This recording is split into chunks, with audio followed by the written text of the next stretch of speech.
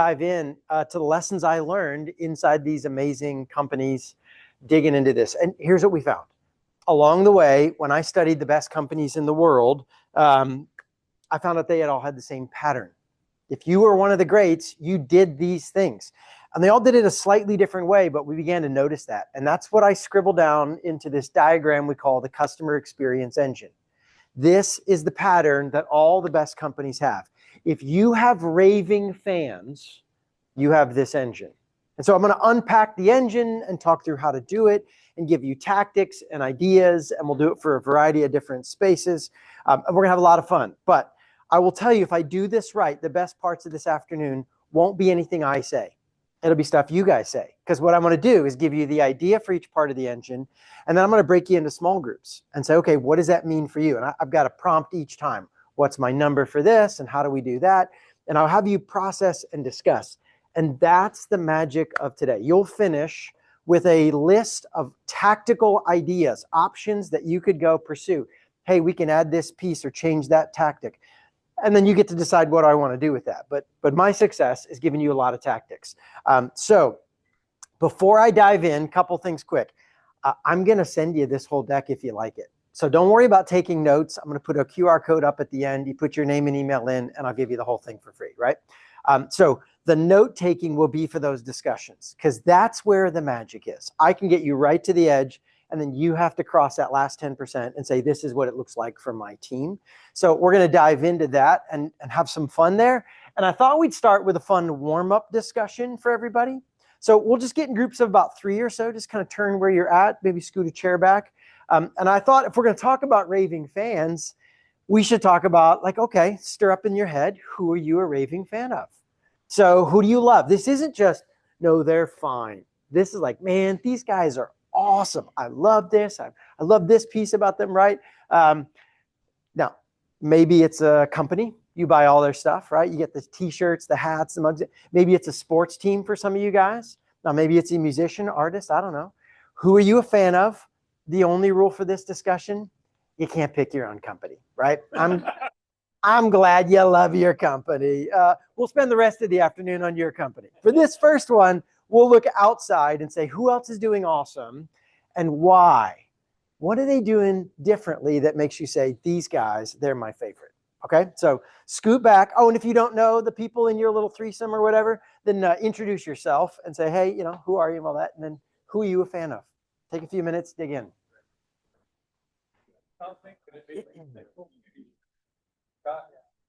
Yeah, whoever you're a legit raving fan of, John, go for it.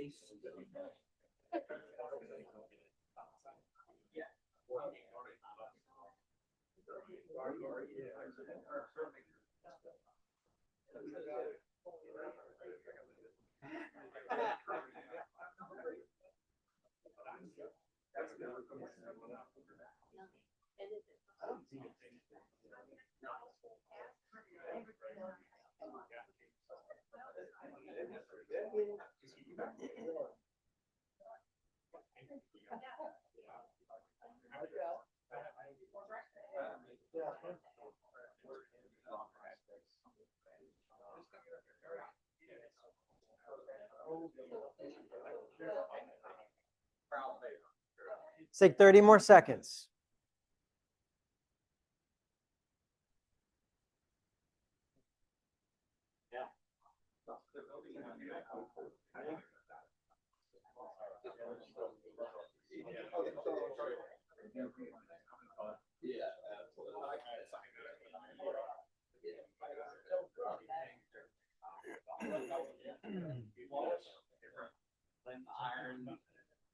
All right, let me interrupt and let's get a few examples from the room.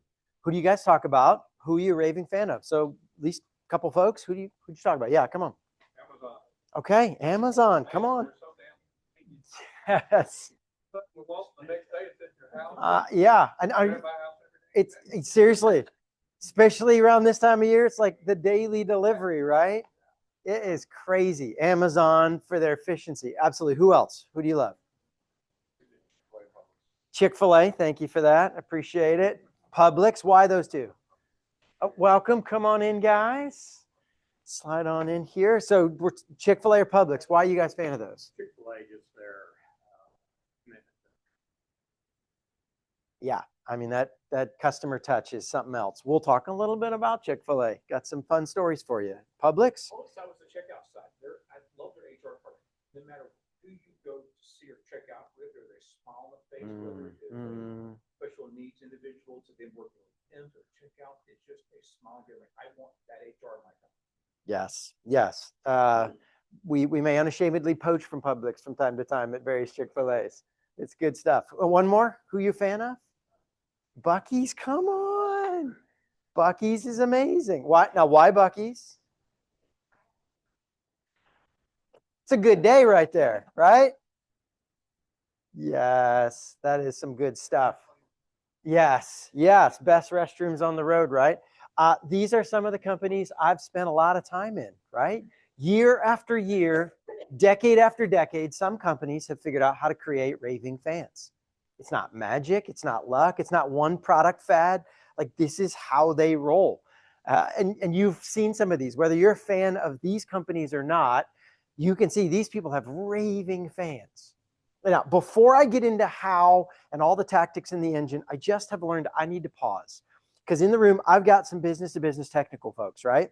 In my experience, a couple of you right now are going like, okay, cool for you, like fried chicken folks, right? You know, Bucky, we're not that, right?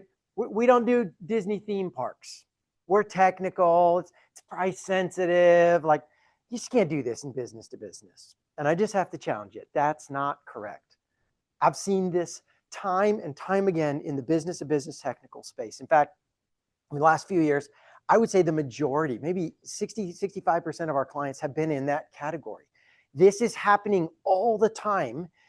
It's just that when you do that, you're not going to get globally famous for it. It's the difference between Trident and Apple, right? Has anyone heard of Trident Construction? Does anybody know these guys? Okay, so one and no one else. I'm not surprised at all because you're not their customer. Now, Trident does commercial construction in Charleston, South Carolina, and only Charleston, South Carolina. So like, if you do work there, they want you to know about them. And if you're not there, they don't want you to know about them. Now, they have raving fans. I happen to know because they're one of my clients. I've been working with them for several years now. And we did their last strategic retreat. And the hardest part of the retreat was when we got a flip chart out. We said, okay, given all of we've done our vision and goals and all the strategy stuff, right? We said, okay, given all that, let's list all the people that approached us this year, and we'll decide who to say no to. And they said no to $1.1 billion worth of business. Now, they said yes to $400 million. They're going to make it, right? But like, why? They don't do competitive bids. Like, well, you can't do that in construction. That's how Trident rolls. By the way, their entire business development department is one semi-retired guy. He's kind of like the unofficial mayor of Charleston. He rolls around having dinners, talking to people. That's it. Because they're so crazy, people just line up and say, how do we work with you? And that now, why am I talking about it? It's crazy famous in Charleston, but if you're not in the industry or in their city, they don't want you to know. One of the things they literally said was, we should stop going to conferences on the north side of South Carolina, because at 3 hours away, then people 3 hours away ask to do work with us, and we don't want to work with them. Like, those conferences are a waste of our time. They don't want you to know. It's not efficient. But who's Apple's customer? Who does Apple want to buy iPhones? Yeah, everybody, right? Like Nashville business people, African farmers, everybody should buy an iPhone. So when Apple does it right, the world knows. When Trident does it right, Charleston knows. And that's what it's like for business to business technical folks. Maybe only your niche will know, or like Capstone. Does anybody know Capstone Hospice? Yeah, I would have been surprised again. Atlanta-based hospice company. You're not their customer. I mean, healthcare. This healthcare is rough. Everything's regulated. The price, the product, the staff you can hire. I mean, hospice in particular, your customers literally die. Like this is not the growth industry that you'd be aiming for. And they set a crazy 10-year BHAG, a big, hairy, audacious goal. And they hit it in 3.5 years. Like it's crazy what's happening. And then Buc-ee's, right? Like guys, if you were going to pick an industry and say you can't create raving fans, you'd pick gas stations. Is there anybody who's not been to a Buc-ee's? Do we have anybody who's, oh, okay. I mean, like, guys, for business, this sounds stupid, but I believe this. For business purposes, you should go in a Buc-ee's. Just next road trip. Where's the nearest one to here? It's not right in town, right? Okay, yeah. See, the raving fans will let you know. It is crazy how much people love Buc-ee's. Like I have staff with hats, t-shirts, mugs, blankets. I mean, literally, I was with a client last week and we were chatting about Buc-ee's. And they said, you know, this is a middle-aged woman, like a senior professional, like on the executive team of the company. She goes, do you know what I wanted to do for my last birthday? I told my husband, I just want to go to Buc-ee's for the afternoon. Can you imagine anyone doing that for an Exxon? Like, guys, can we just go swing by an Exxon? Like, this is going to be awesome.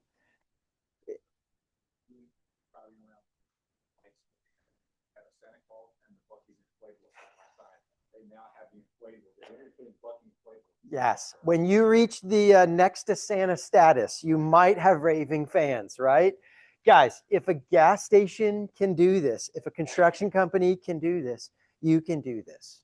Don't assume this is for the sexy products. In fact, I will say the business to business guys, this is even more financially valuable for you because the difference between a raving fan customer and a regular customer for you is massively more valuable than just like a little bit more consumer bit, right?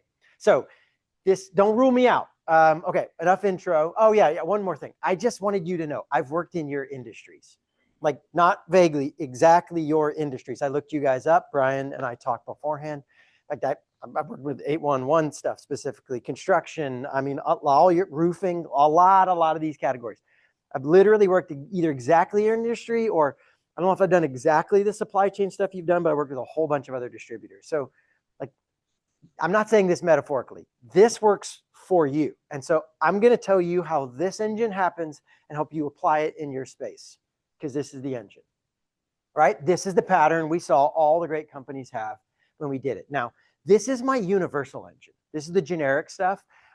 These are the specific client documents. You're going to need to translate my general ideas into your specific setting. So the way you measure might be different, right? This is a home builder in Texas. They're going to talk about being model spec and safety. Chick-fil-A is a fast food joint. They're going to talk about speed of the drive-through, right? The way you measure, that's a bank. The details are going to be very different, but they all have the same pattern.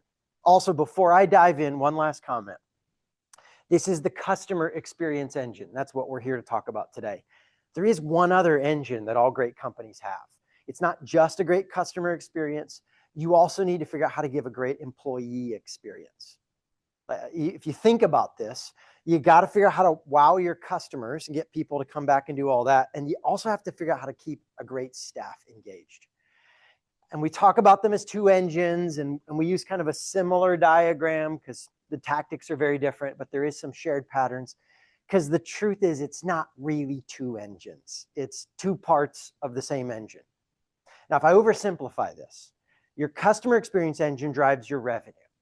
If you provide a great customer experience, this is not just their regular customers and happier. There are behavior differences. They buy more often, right? They actually spend more. They pay full price to do this. They're not just like coming in because you got special deals. These are like, you guys are worth it. I pay premium for you. Now, maybe for some of you, that premium's like a tiny bit above, then, it's a tight margins. But like one of my clients has been Nucor Steel. Like I said, literally the regulated like steel's the steel commodity. It has to be the exact same. The steel's not different. And Nucor can charge more than their competitive folks for the same steel because they have a better experience in the process, right? So it's just a tiny bit more. It's like 1% more. They also, this is the best part. Raving fans tell others to buy from you. Your customers bring you customers who bring you customers. This is the crazy exponential growth. Like Chick-fil-A, for example. Chick-fil-A is just weeks away from the 39th year in a row of growth with an average of 15%. It's nuts. I mean, if you do the math, I mean, it's crazy their growth. And we've been in the executive room, we'd half joke like a recession's going on. We're like, it's not really in our business plan. So I think we should sit this recession out. It's just, we don't want to participate this time. Why? Because your raving fans come to you. Now, the employee side is really more on the profit side of the equation. The churn, the cost of replacing employees, the quality of the experience. There's a very high correlation between employee churn and customer churn. So if your customers stay around and give you more lifetime value, it's probably because your employees are staying around. The creativity, the energy, but they kind of tangled together. And so what you're going to hear today is as I talk about the customer side, I bet you that some of you are going to start thinking, oh, I could do that with my team. And I want to anticipate that and be like, yes, you totally can.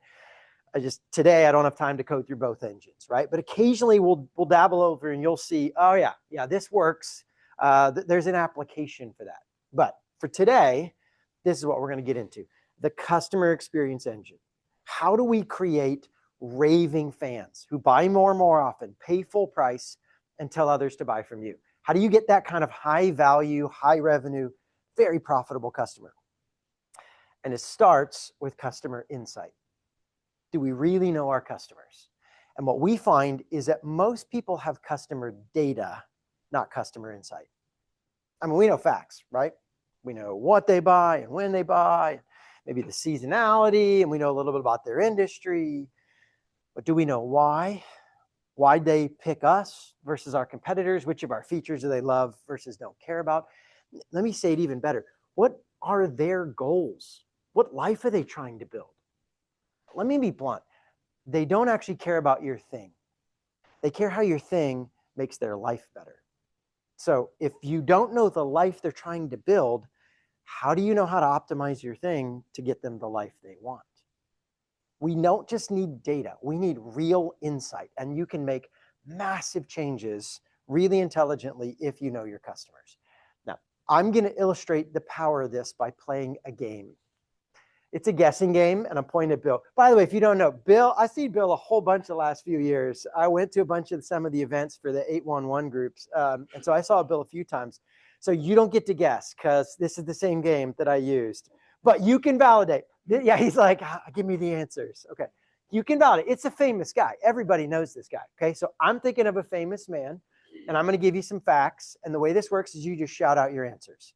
Now you have unlimited guesses. If you come up with a new idea on the third fact, like call out a new name, right?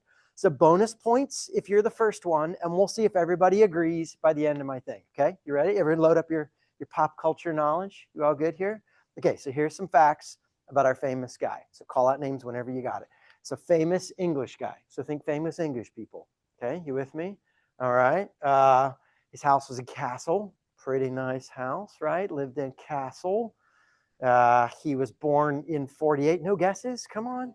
Okay, I hear some good guesses. 2 famous grown children. Anyone else? Come on. Okay, I pretty much heard everybody say King Charles. Unfortunately, I don't think anyone got it right. Did you hear? No, because I was thinking of Ozzy Osbourne. But you know what? It's okay. It's pretty much the same guy, right? I mean, they get mistaken for each other all the time. Heck no, man. These guys could not be more different and have the exact same demographics. I mean, it is crazy how similar they are. Seriously, not only born in the same year, they went to the same school system. They're both on their second marriage. I mean, they're even both former princes. The former Prince of Wales, former Prince of Darkness, right? I mean, it's the same guy. And if you don't know the story, If all you had was their data, you would treat Charles exactly the same as Ozzy. And I can't think of a single product Ozzy would love that Charlie wouldn't hate, and vice versa. These guys could not be more different. Do you know the difference between your Charlies and your Ozzies? Or do you think because they buy the same thing, they must be the same person? Let me try to give you some less melodramatic examples on how you apply this, because this is not just a fun game. This is my first practical recommendation. Do you have customer profiles? An ideal customer profile, or sometimes people call it a customer persona or avatar or archetype. I don't care what name you call it. It's some description of your ideal customer that says this is the life they're living, this is what they care about, and how we fit in it. An actual document that says these are the people we care about. Now, why? This isn't just an intellectual exercise. It allows you to make tons of little business decisions that make people feel like, this place gets me. This is my favorite. Let me show you how we've done this at Chick-fil-A. Two of the profiles we have are soccer mom Sarah and business owner Beth. Now, both of these women are 37 years old. They both come every Monday. They both get the number 3 value meal. They both have 2.3 kids. I mean, statistically, it's the same woman, right? But functionally, they're there for a very different thing. See, Sarah comes with her kids. She's actually there for a mom's morning out. I don't know if you've ever been and seen this. The moms will all go over by the playground area. Kids run amok. Sarah and her friends hang out there. It's like an 1.5 to 2 hour lunch experience. Sarah loves this. And we've trained our staff to do lots of little things that make her feel like they get me. Like one of the things, if you see mom with kids, we tell them, you don't even ask. You just say, hey, let me get that tray for you, because her hands are full of all the kid gear. So you leave your station, pick up the tray, and take it to her table and put her food down. Hang out for a few minutes, chat with her, ask the kids some questions, be very social. We even have these little things like cartoon plastic mats with stickers. It's a laminated thing. You put it on the table and their kid can eat right off the table, and Sarah feels like it's sanitary and the kid feels like it's fun. I mean, Sarah loves this. Now, Beth was right behind Sarah in line. She ordered the same meal, but she's not there for social hour, right? Beth came from the office. Her kids are at school, daycare, right? She doesn't have 2 hours to hang out. She's got 45 minutes to get in and get out of this place. She doesn't need you to carry her tray. In fact, she doesn't even want you to talk to her, right? Like, she's like, leave me alone. I talk all day long. Give me a little oasis of quiet in the day. And she certainly does not need a cartoon plastic mat with cartoon characters put in front of her. Now, there's some stuff they both need the same. We're going to talk about this in a minute. There's some fundamentals, like the sandwich has to taste good, right? I don't care how nice you are if the sandwich is bad. But you can design a dozen little things to say, who are we designing? What products should we make? What touches should we add? Do you know the people that you're serving? Now, let me give you some business-to-business examples, since we got a lot of that in the room, right? If you sell to the owner or the CEO, the person who owns the joint, versus the employee, high-level employee, can I tell you that's Charlie and Ozzy? Even though it's the same service or product, the way you motivate an employee versus an owner is very different. Like employees, let me tell you, they want 2 things from you in all your industries, 2 things. They want you to make them look good to their boss, and they want you to make their life easier. Do they care about your price? Sort of. Like, they have to show to their boss they're good at negotiating the budget. But the money's not really coming out of their pocket. So it's a different emotional calculation. Do they care about your quality? Does your quality make them work harder? If so, you might be a hassle. They want the easy button from you. So do you know, or if I don't know, does anyone sell to government? Government versus private, that's Charlie and Ozzy. Same product, different process. And that's just the high level. You get into the nuances, and like, this is critical for making decisions. Do you know the people you're serving, or do you just know I sold another number 3 value meal? When we have customer profiles, we can be very intelligent and strategic. And when we don't, we guess. As I go through this engine, there's going to be points and times where I'm going to throw a bunch of options and you'll be like, I just guess. I guess we pick one and hope it works. No, don't guess. If you ever feel like you have to guess at work, that's just a sign you don't have enough customer insight. If you really know these people, you don't have to guess. You just go back to the profile and be like, yeah, Sarah would love that. Now, Sarah doesn't actually care about that feature. Let's move on. So I could go on each one of these sections. I can do an entire workshop on, and we don't have time for that today. So what I'm kind of doing is an executive summary of each part of the engine, and then I'm going to have you guys talk through it. So this is my executive summary of the customer insight process. It's the same pile of Legos, right? Like, where are we at? Well, step one, do you even have the right data? Do you have all the right pieces that you need to assemble the insight? What questions you ask, how you ask it, what kind of information do you get? Maybe you just need to start asking for more than just their purchasing behavior, right? When they show up, what do they look? Then you start organizing and analyzing the data, look for patterns, have discussions around it. And then the last step is a bit of art wrapped around the science. You don't just guess. You don't just be like, I don't know, make up a name. This will be fun. Like, you start with your customers now. Some of you have raving fans now.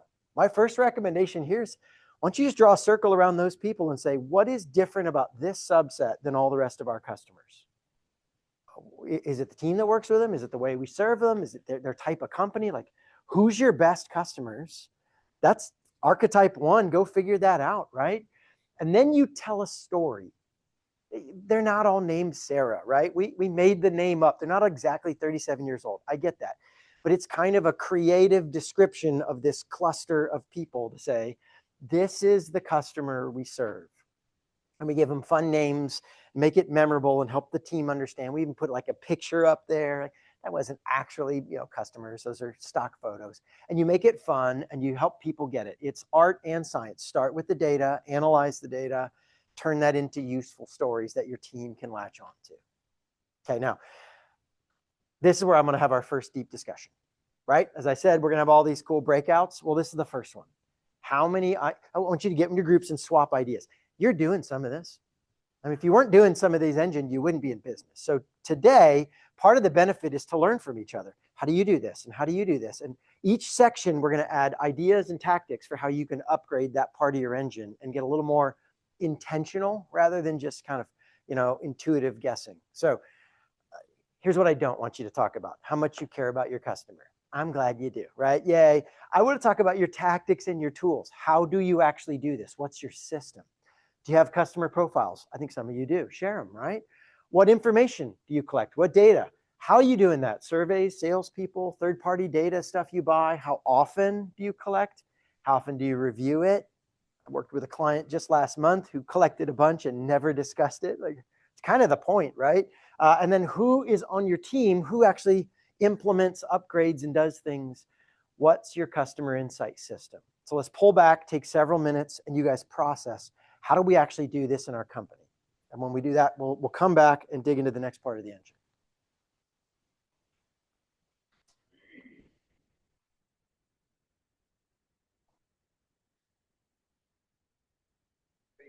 Though, to add to your list, and I want to talk about customer satisfaction surveys. Does anyone know what percent of America, this would be another fun guessing game, we call out your answers, what percent of Americans actually respond to customer satisfaction surveys?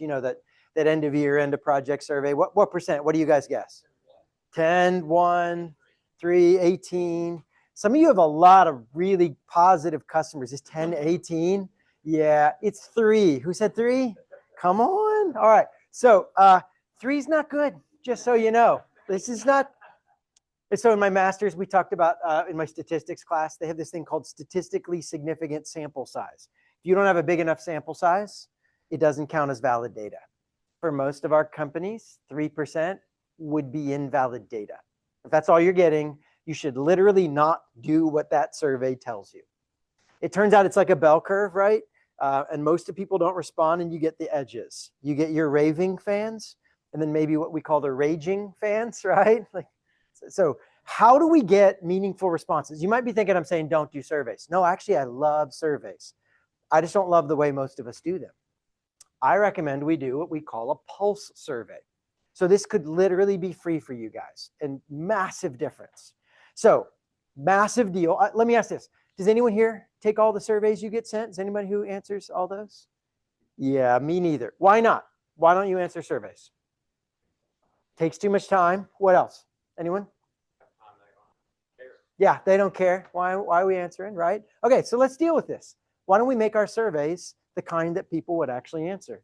Instead of one big survey, send a series of mini surveys. Don't ever ask for a lot of time. Now, maybe you're like, I got 27 questions. Great. Send 2 to 4 questions at a time, once a month, once every other month. Now, some of you are project-based, right? So maybe it's every so often. How often do you send this? It depends on how often you're interacting with them. Some of you do a lot of deep interaction over a period of time. Lots of things have happening. You can stop and ask, how's it going? If you don't interact very much, maybe it's only once a quarter at most, right? But you just do a bunch of mini surveys. You have to tell them it's mini so they'll know, otherwise they'll doubt it, right? But you say, it's 3 questions. Can I just get 3 questions from you? And I've seen overnight your survey results double or triple just because you make it easy for them to respond. Like, same questions. By the way, there's one other benefit to this that's even more valuable. Not only will you get more responses, you'll get honest responses. See, if you're doing the end of year survey, you are suffering from what psychologists call the recency effect. Whatever's most recent dominates your thinking and responses. You think you're asking about the whole year. Do you know what you're actually getting answers about? How the last few weeks felt. That's it. Sorry, it dominates everything. It's not because they're trying to be dishonest. Honest data is a technical term in data science. It doesn't mean lying. It means it doesn't accurately reflect reality. If you want honest data, if you want to know what it's like at the beginning, you have to ask at the beginning. You can't wait to the end to ask about the beginning. So what you get from this is not only more responses, but you get a real-time map of what the customer thinks and feels through the life of the project or throughout the year. Don't hope it happens at the end of the year. Just continually ask them tiny little touches. You're not going to get 100% response. I've never gotten that. But you'll get meaningful replies that allow, this is awesome. And it gets even better. I mean, to Bill's point, like, how do we know it matters? Well, what if we just replied? You ever gotten a reply? I finally broke down. You've answered surveys, right? Did anyone ever reply to you? 1, that's awesome. Most of us, no. Now, this isn't the form letter. What you have to do is actually process their info and then share something back that says we actually read it, right? Some response like we saw what you said. Now, it could be I'm going to fix the problem. Some of you have few enough clients who are big enough that you should respond one-to-one. And some of you are like, I can't do that. I got too many. Great. Send a mass reply. Just, hey, here's one theme we got, or a pie chart or answers, or just something that says, hey, everybody, we are actually reading these. Even if it's like, we don't know what to do yet, but now we know there's a problem. Thanks for telling us. Something that tells them we actually care. Do you see what just happened? We went from an annual sacrifice that we don't reply to and they don't know what's going on to this monthly or quarterly check-in that costs them almost nothing and then gives them some positive feedback. Hey, we're listening to you. Like, this can literally be net positive experience for people instead of this sacrificial black hole, right? No, there is a problem if I stop here though. I have just increased your workload maybe as much as 24 times. Like, I went from an annual thing that I don't reply to monthlies with monthly replies. And like, who's going to do all this? It's a lot of work. Well, not you. This is my favorite. Pick one of your rising rock stars, right? Maybe some of our guests here might be getting a new job. Like, sweet. And we give you a cool leadership development opportunity. Now, I'm a boutique firm. I've got 23 folks on staff right now in my consulting firm. This is not a full-time job. This is what we call a special assignment, right? Like, hey, we got an opportunity for you. Leanne is the one doing it for us right now. Leanne's a rock star. She's been with us a few years. And so this year we were like, Leanne, we got an opportunity for you, right? So I'm not exploiting Leanne. I saw some facial expressions. She gets some cool stuff out of this. She gets to come every month to the leadership team meeting, gets 15 minutes to present. We get to see her run a project. She gets exposure to all the projects, not just the ones she would be assigned to. I get to see this thing done really well. And by the way, if you don't have a CRM with a cool survey feature in it, surveymonkey.com. It's free, guys. This is literally free. The only cost is that you'll have to spend 15 minutes a month talking about this in your leadership team, which you should probably be doing anyway, right? Do you see how this is not just a one-time thing we might do something with? It's a steady feed of fuel to the engine. This isn't all there is to a customer insight system, but it's one of my favorite tactics. Do you really know your customers? And do you have an ongoing annual process, monthly process, where you're checking in, tuning in, fine-tuning what you're doing? This is the only part of the engine that I would say is semi-optional. You don't actually have to do this to function. It's just going to make things a lot harder. Do you know you can make a regular engine run with crude oil, diesel engine specifically? You put diesel in, it'll combust. I mean, it's a mess. It's hard on the engine. It's very inefficient. There's a ton of waste. You have to stop and clean the engine a lot. I mean, it's not a great process, but it will function. And that is how we see a lot of businesses operate. We are throwing crude data into the engine. We're guessing. We stick stuff out in the market and see what people buy, and we do more of that, right? Or you could go upstream, do some extra work, refine that crude oil into high octane petroleum, get a lot of bang for your buck. Very little waste. This will actually save you a lot of uncertainty and guessing and thrashing around. You just go sniper right to your customer and say, this is the stuff you love. And this is the stuff you don't. We don't have to bother with it. Do we really know our customers? When we figure that out, we can apply it in all these ways. Now, that's for us, right? What we do for them are those 3 gears. The heart of the engine is this 3-gear process. You give these 3 gears, you get raving fans. It's just how the system works. So I'm going to dive in, but where I start is not where anyone expects me to start. It's the raving fans guy, right? He's going to do parties and handwritten notes and cool technology. And yeah, we are going to get to all that, I promise, after we talk about operational excellence. See, what we have learned is that operational excellence is first in sequence and in priority. If you don't get this right, nothing else matters. You can't out-party, out-market, out-service, sloppy operations. I mean, it's the fundamentals, guys. In fact, let me do this. Let me give you the Scott Wozniak plan for permanently ruining your company. I know, Brian, this is what you brought me in for. It's going to be great. Here's how we destroy your brand forever. You ready? I'd want you to have world-class marketing and advertising and bad operations, because you'd convince everybody to come check you out and then discover you're bad at your job and tell all your friends you shouldn't work with these guys. And in about 12 to 18 months, you're dead. You don't actually want to get good at the fancy stuff until you get good at operations. Okay, now I've got to define what I mean, because maybe it's just me, but I have a bias. When I think about excellence, I want to think about how good it can be, right? Like when all my team comes together, we got proprietary stuff. I have literal mints of geniuses on staff. Like, this is cool stuff. And that's not what my customers are asking. They don't care about how fancy you are, not until they answer the first question. The first question is not how smart are you, how cool are you, how cool is your product. The first question they ask is, can I trust you? Can I trust you? And trust is a different calculation than how cool and fancy you are. I mean, trust comes down to the fundamentals and being there on time. And my favorite way to explain this is to pick on McDonald's. So as a Chick-fil-A guy, I'm contractually obligated to mock McDonald's. It works great. No, actually, I love McDonald's. Like, seriously, I grew up on them. They were a really special treat when I was a kid. And over the years, I've gotten to know the McDonald's headquarters and their franchises. And they're great people and they're nice. And I don't know, maybe I'm biased. Does anyone have a McDonald's? It's always fast and clean and the food's always fresh. Anybody got, nobody? Yeah. Dang it, they are struggling when it comes to operational excellence, which is this crazy, tragic irony if you think about the history of McDonald's. Like, how do you get to be the king of fast food if you're so famously bad, right?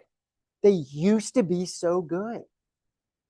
Now, my friends at McDonald's are like, come on, Scott, it's not fair. We're not that bad. And do you know what the truth is? They're right. Now, stay with me.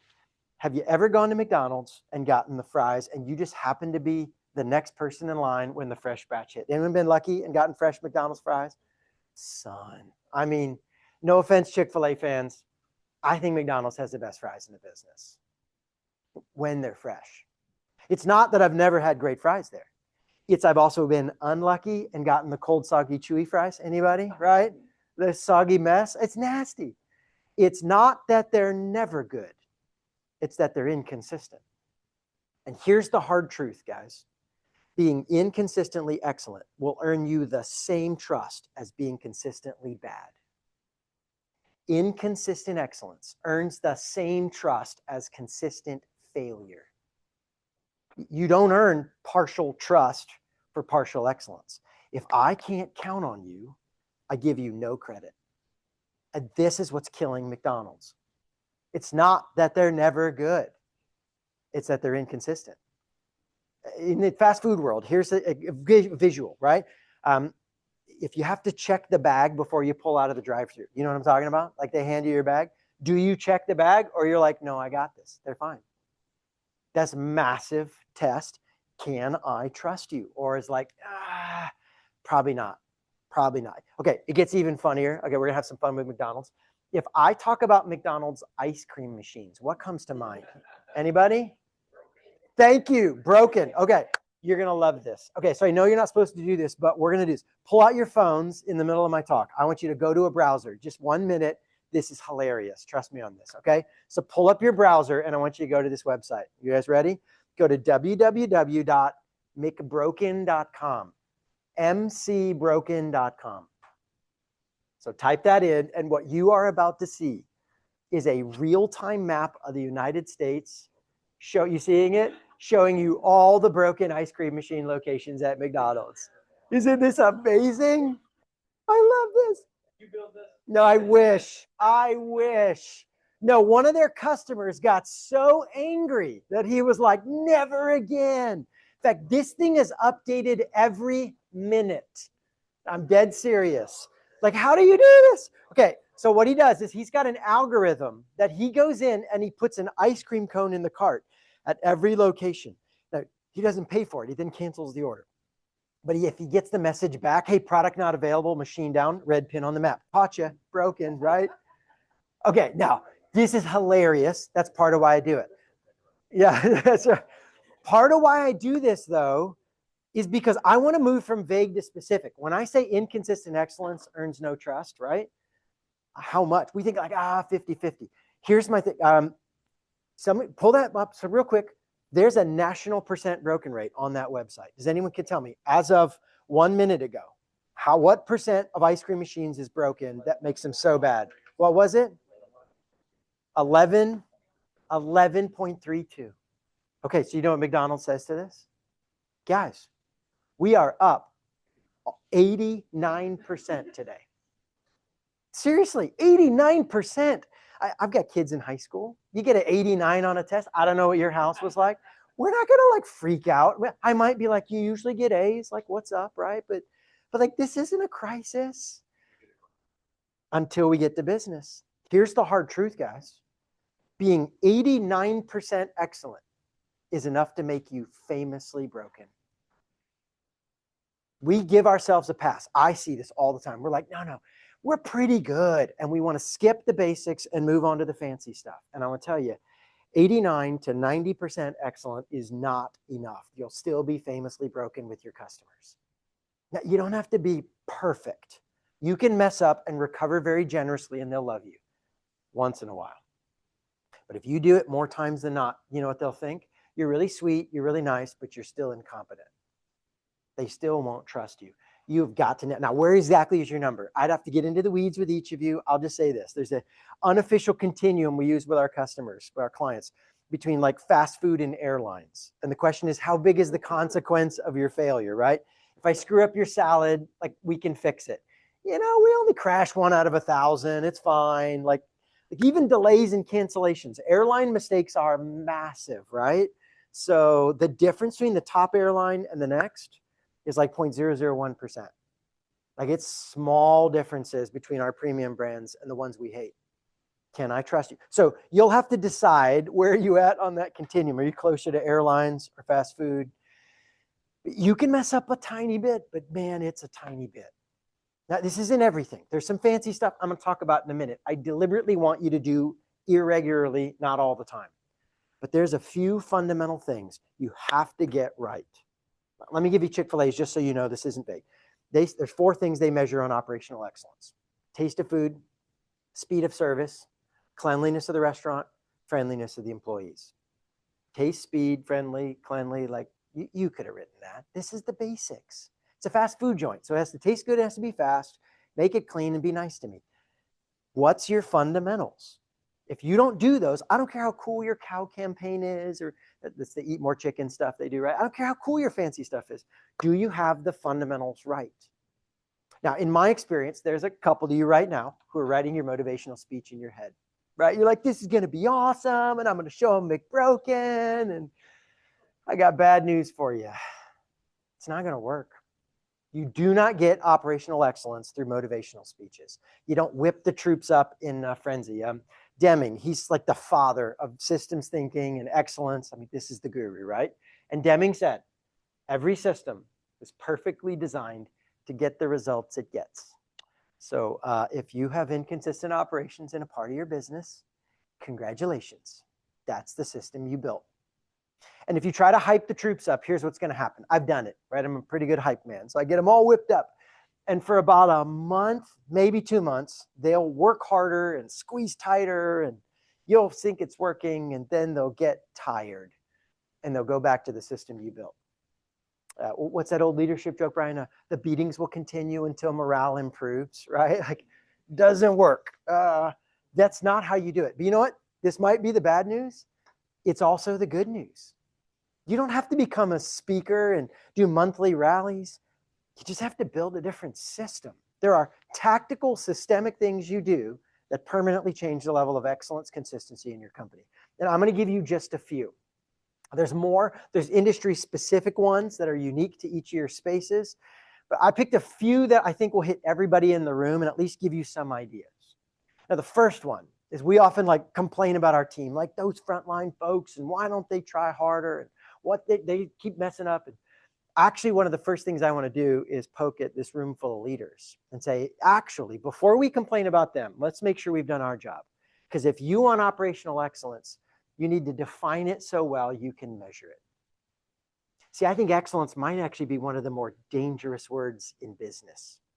We say excellence, excellence, quality, premium, warmth. There's all these lovely terms, and everyone's going to no one on your team's going to be like, no, I don't like excellence, right? I like a bad job. Like, everybody will agree in the concept. And it will be, well, it'll be like when my teenagers will come tell me that their room is clean. And they believe it, right? They think clean. And I have learned what they think is clean is not what I think is clean. And just so you know, I'm not a jerk dad, right? I'm not like testing the windowsill for dust. I'm talking about a giant pile of clothes on the bed, and I'm like, clothes go in drawers. And sorry, parenting rant over. Clean, right? Excellence, service. What the smack does that mean? Leaders, when we use vague terms, we make our people guess. And when they guess wrong, let's be honest, that's not actually their fault. That's our fault. How specifically clear have you been? Have you been behaviorally black and white? And I'm going to give you 2 examples to hopefully drive this home for you. One more on the direct service side and one more on the technical side, right? There's lots of ways that we help people do this, but I'm trying to make this real crystal clear here. First is on the service side. Chick-fil-A, we have this challenge with service people. You get a 19-year-old, you put him on a register, and you're like, be friendly. And then he's not, and you're like, that wasn't friendly. And he's like, yes, it was. No, it wasn't, right? Okay, so what we learned is you can't say provide friendly service. You have to spell it out. So we have 4 service behaviors. I should ask, has there anyone worked at Chick-fil-A? Has anyone got a kid working at Chick-fil-A? Oh, you would have known this. Okay, so they talk about this all the time, the core 4 service behaviors. I mean, they talk about this at the headquarters. There's hand motions and cheesy stuff.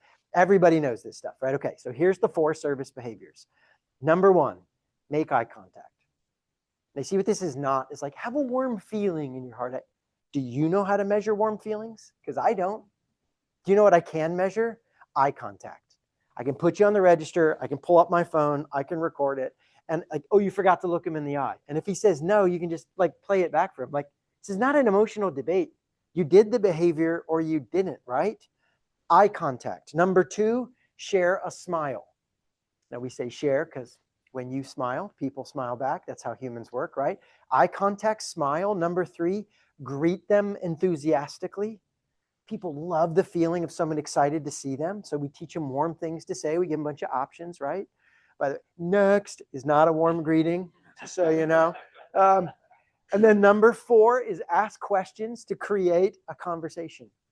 Now we teach them the kind of questions to ask, and we teach them, read the customer. Like if they don't want to respond, don't badger them. But the way we say it's like you open the door with a question.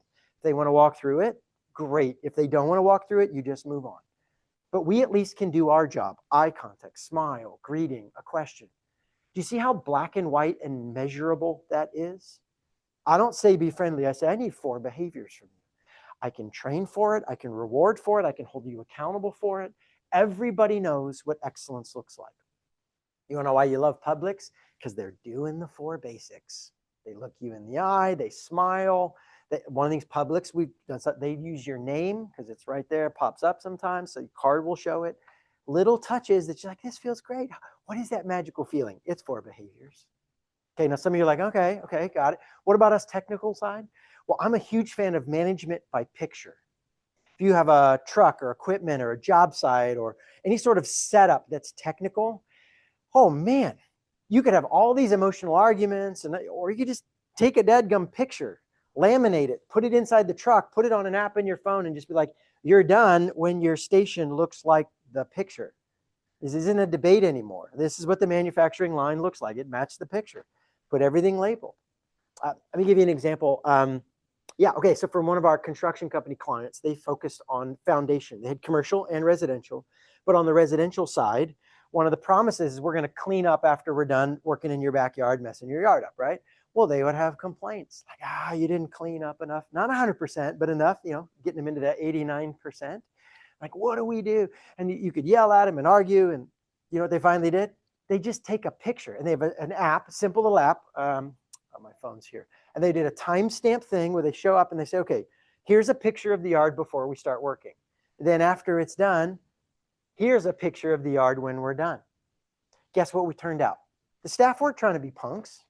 They forgot. They forgot that there was a flower bed there that they dug up and messed up. And they kind of put it back. And they did do some cleanup, or they messed up. Or if the customer complained, you say, actually, no, that was your yard. Like, yeah, those bushes looked like that. We didn't touch them. The team suddenly got perfect. Why? Because they were just guessing. They did clean up, sort of. They forgot what the clean yard looked like. When you move out of vague and into clear, you've heard like a picture's worth 1,000 words. I think a picture's worth 1,000 management conversations, 1,000 training sessions. Just spell it out for them. And you might find overnight, hey, things start getting consistent because we stopped making them guess. This is on us. Okay, now let's say we defined it and we spelled it out and nobody's doing it. Let me give you another one that people overlook. I'm trying to go for the ones that we skip. You're like, we did all the training. Great. Well, my next question would be, do you have a leader on it? Who owns this? If you want operational excellence, put a leader on it.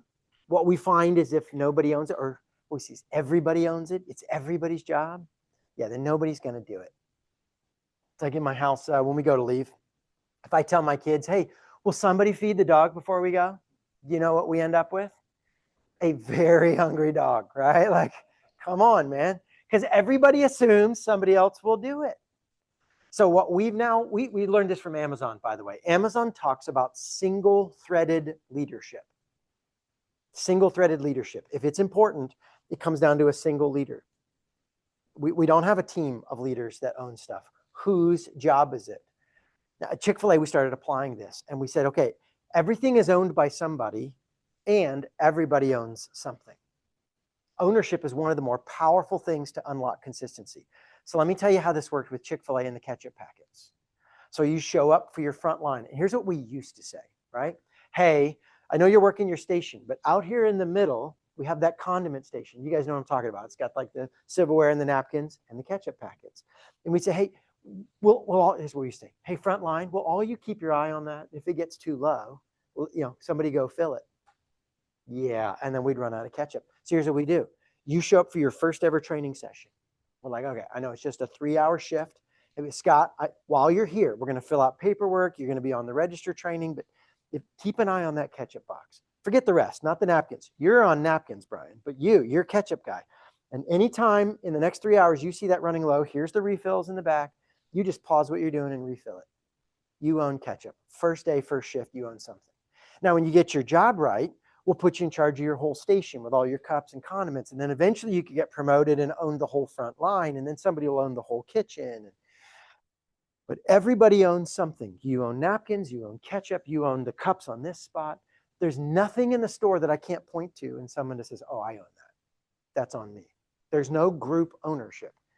Can I tell you what's now? There's never ketchup out. It's not that they didn't care, is we all assumed Bill's going to get that. I'm busy. Now it's like, no, who owns it? This is like magic overnight. Who owns this? Now, maybe it's a big enough deal. It's a full-time job and you need to reorganize your team. Or maybe it's just a special assignment like I did with Leanne. It's not a different job. It's like, I'm going to add a bonus piece for you. Now, hold on. Before I move on, there is an asterisk on this. Guess who's the worst leader to put on it? Yeah, you. And probably second worst is you guys right there. It's your top level leaders. Because here's what I found.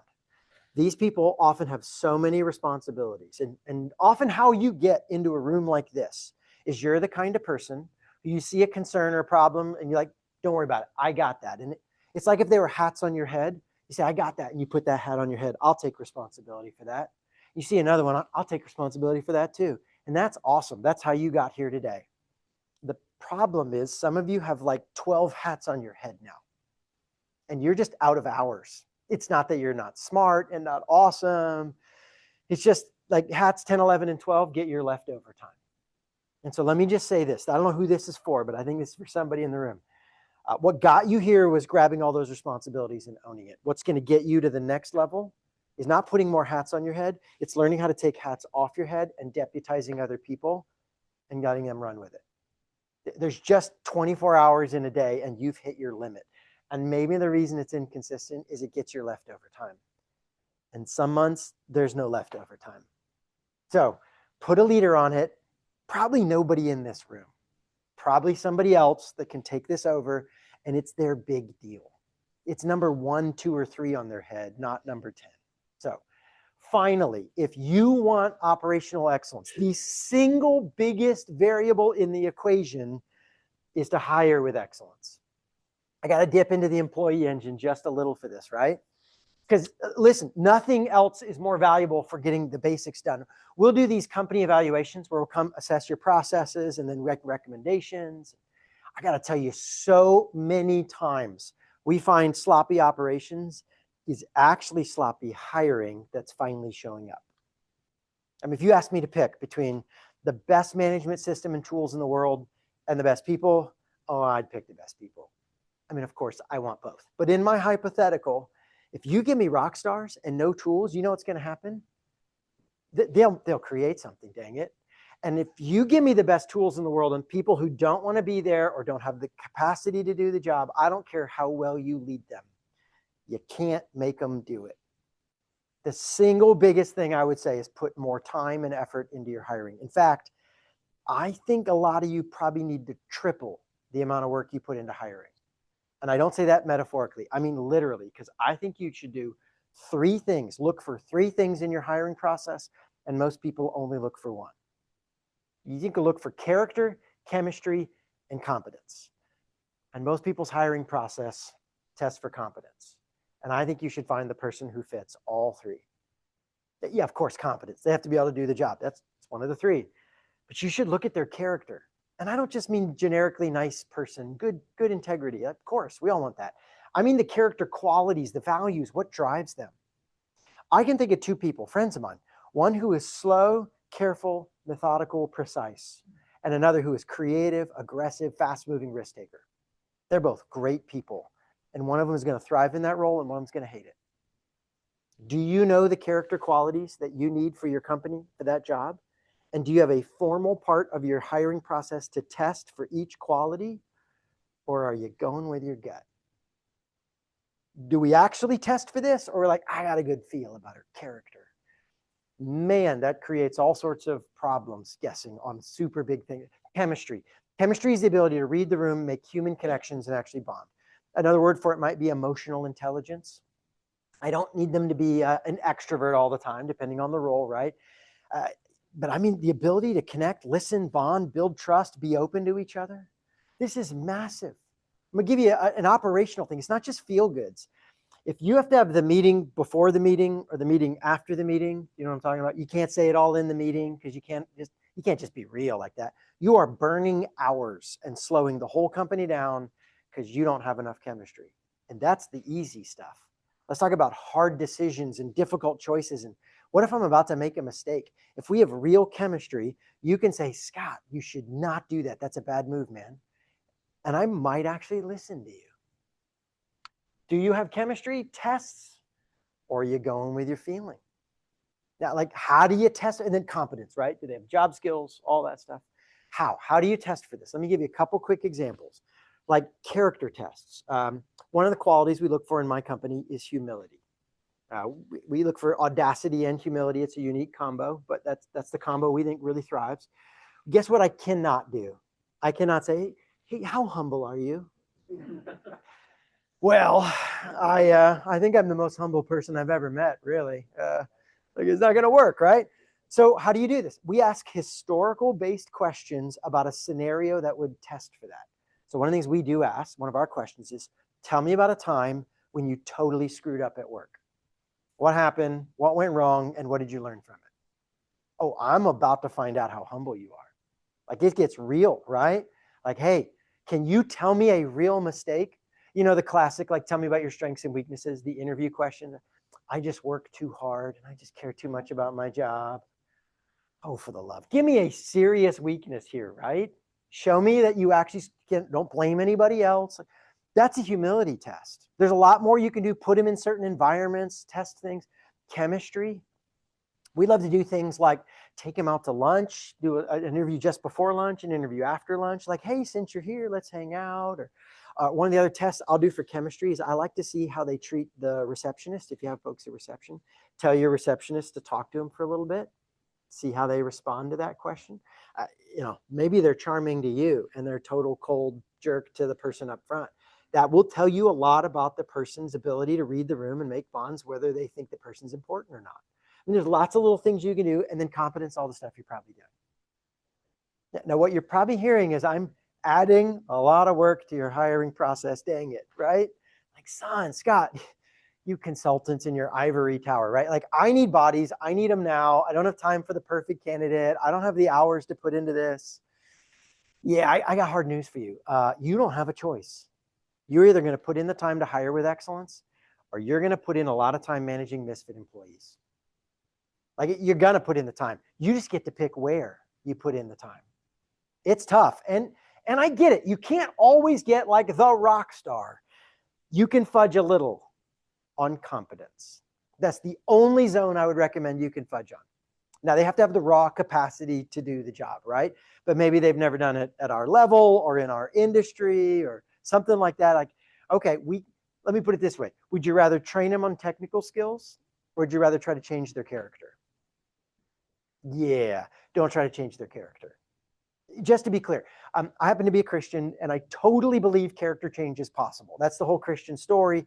It's my personal story, massive character change. I'm firmly on the side of the debate that says character change is possible. And I'm telling you, don't do it in your business, right? Like, some of you don't. Why? Because it is long and exhausting. And even at the end of the day, you cannot make it happen. You can only create the opportunity. Character change, let the organizations who do that, right? Like Boys and Girls Clubs and churches and other people that let character change groups do character change. You hire for character, you train for competence.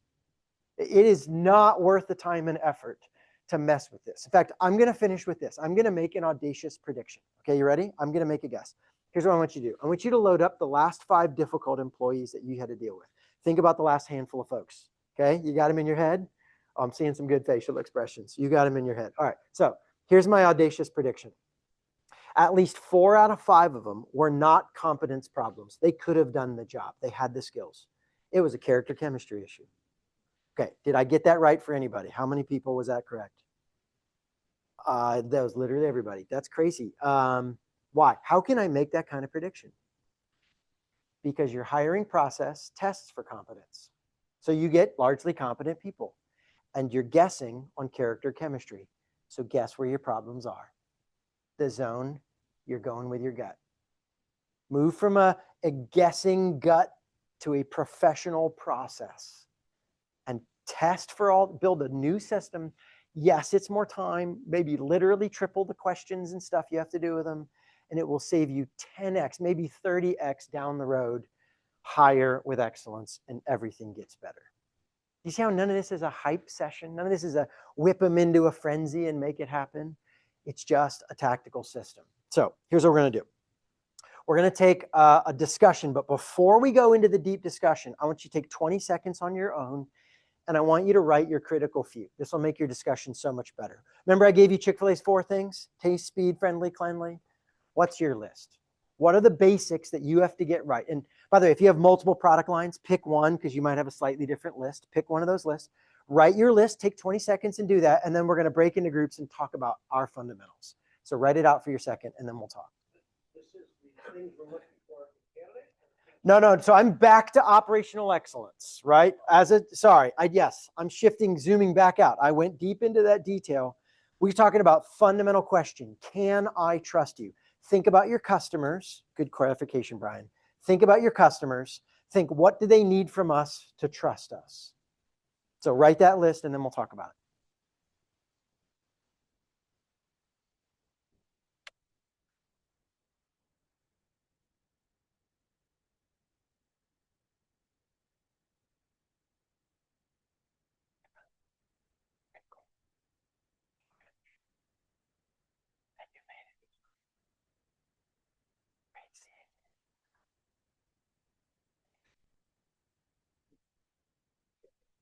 Made it.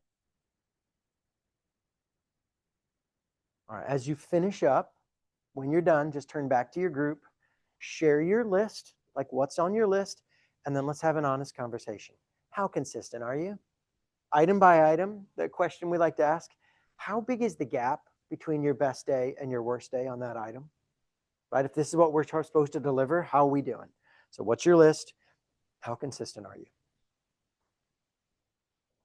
I'm going to answer it for the group because it might be useful. She was asking, like, what about the testing for candidates and how do you, like, not just the questions, the stuff you do. And then over the break, Bill was like, are you going to tell them about Chick-fil-A versus McDonald's hiring practice? And so I'll answer both of yours for the group because you all might find this interesting. So how many, like the process, it's a lot of steps. Dang it. Sorry. I wish I could make this easier for you, but there's a lot on the front line. You want to know this, one of the differences why McDonald's is not excellent and Chick-fil-A is. It's their hiring process. There's 2 main things, and this is one of them, in my opinion. Do you want to know how many interviews it takes to get your first-time job at Chick-fil-A? On average, you're 17 years old, your part-time job at high school. How many interviews to get your first part-time job? What's your guess? Okay, so we're just going up. It's 3 to 4. How many interviews to get your first-time job at McDonald's? I'm dead serious. Literally, fill out an application, no felonies. We'll see you on Tuesday. This is going to be great. And that one felony, it was a flesh wound. He lived, right? Like, there's exactly nice. Seriously, like if there's no red flags on the application, they're like, hey, we can teach you how to do this. The technical part of the job is not hard. We have a great training program. Well, they're right. Chick-fil-A, guess what none of the 3 interviews are about at Chick-fil-A? Technical competence. It's an easy job. If you're basically functional, we can do this, right? They do 3 rounds for character and chemistry tests. Now, I'm on the other end of the spectrum. I was this crazy, unique executive level thing. I worked with the executive team and the CAT. I was a free floater. I didn't run a department. I was this kind of crazy executive, worked with the top. I did 17 interviews over 5 months. And if you tell people, we would tell the story, like, how did you get to Chick-fil-A? What's your story like? And when I tell other senior leaders, like, yeah, it was 5 months, that they're like, really, 5 months? How'd you get it so fast? The average is closer to 9 months. Now, they're not trying to be slow, but the higher up you go, the bigger deal it is. And one of my tests for humility, they didn't ask me that question. Here's one of the things they did. They said, hey, one of my interviews is, we want you to go spend time with one of our top franchisees. About an hour and a half from you is one of the rock stars of the chain. Can you go drive over to where he is and spend some time with him and just kind of talk about life and that whole process and like block an afternoon and go get him? I was like, yeah, sure, I'll do that. So I drove up and I put on my suit, right? I'm making my impression. We were all up in there and the guy's like, okay, so they said that it would be good for you to get what life is like in the restaurants because the headquarters job is to serve a restaurant. I'm like, yeah. He goes, so I thought it'd be fun to tell you about it. you mind working in the back for a little bit and just like see what it's like for yourself? And I was like, sure. So he went and put me on the breading station. Breading is where they take the raw chicken, dip it in milk and egg wash, and then the breading, the coder, right? And prep it for the fryers. And you are by yourself in a corner. My suit is hung up. My sleeves are rolled up. I got plastic bags up to my elbows. And I'm like dipping raw chicken. And by the way, having teenagers come and tell me like, dude, you need to hurry this up. Like, what are we doing? Then he left me there for an hour and a half. Didn't even come check on me. Just like, I'll let you know when it's done. An hour and a half later, he came back and said, hey, you ready to go do some conversation? It's like, sure.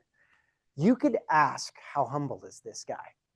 Right? Or you could put him on a breading station in the back, leave him alone for an hour and a half with teenagers yelling at him, and see how he handles it. You tell me how humble you are. Show me. Show me. Same with competence. Same with chemistry. This is the check with the receptionist test. You can tell me you're kind to everybody. Show me. Show me what that's like, right? Find the skill. You can't. It's hard to do that in some scenarios. There have been some times where a key role, you're going to hire a whole lot of them. We'll actually design a scenario test for people and kind of put them in like a simulation to see how they handle it. Sometimes you can just take them to your front line and put them behind the scenes and say, like, let's just work together for an hour and see what it feels like. One of my other tests, because I was going to do not just strategy, but I was supposed to come back. My job at Chick-fil-A, learn the best in the world, come back and lead the change process. So I did a lot of training and speaking, and I led stuff for the company. I would do company-wide presentations, right? So they said, yeah, don't tell me how good a presenter you are. We're going to get a room full of about 20 people, and then you have an hour, come give us a presentation. Pick any topic you want. You come teach us something. I don't care. Tell me blah, blah, blah. Don't tell me how you are. Make me do it. And so put in the work. You can guess or you can get specific. And yeah, that's how it works. Okay, we can go on and on, but we got to move on.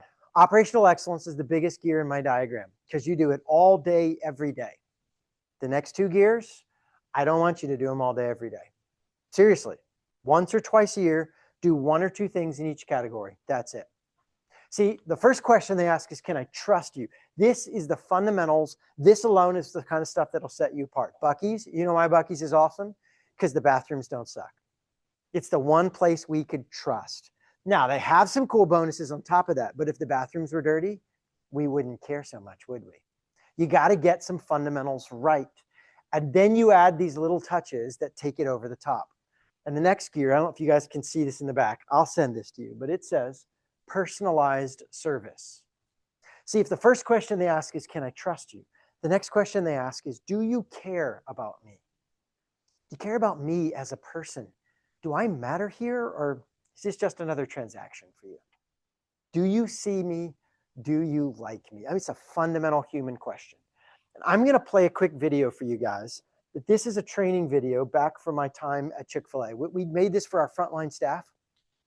And I'm going to share it because, one, it gives you the right idea. And two, I'm going to tell you how to get a copy of this and play it for your team if you want at the end, right? It's all tactics. So here's another tactic.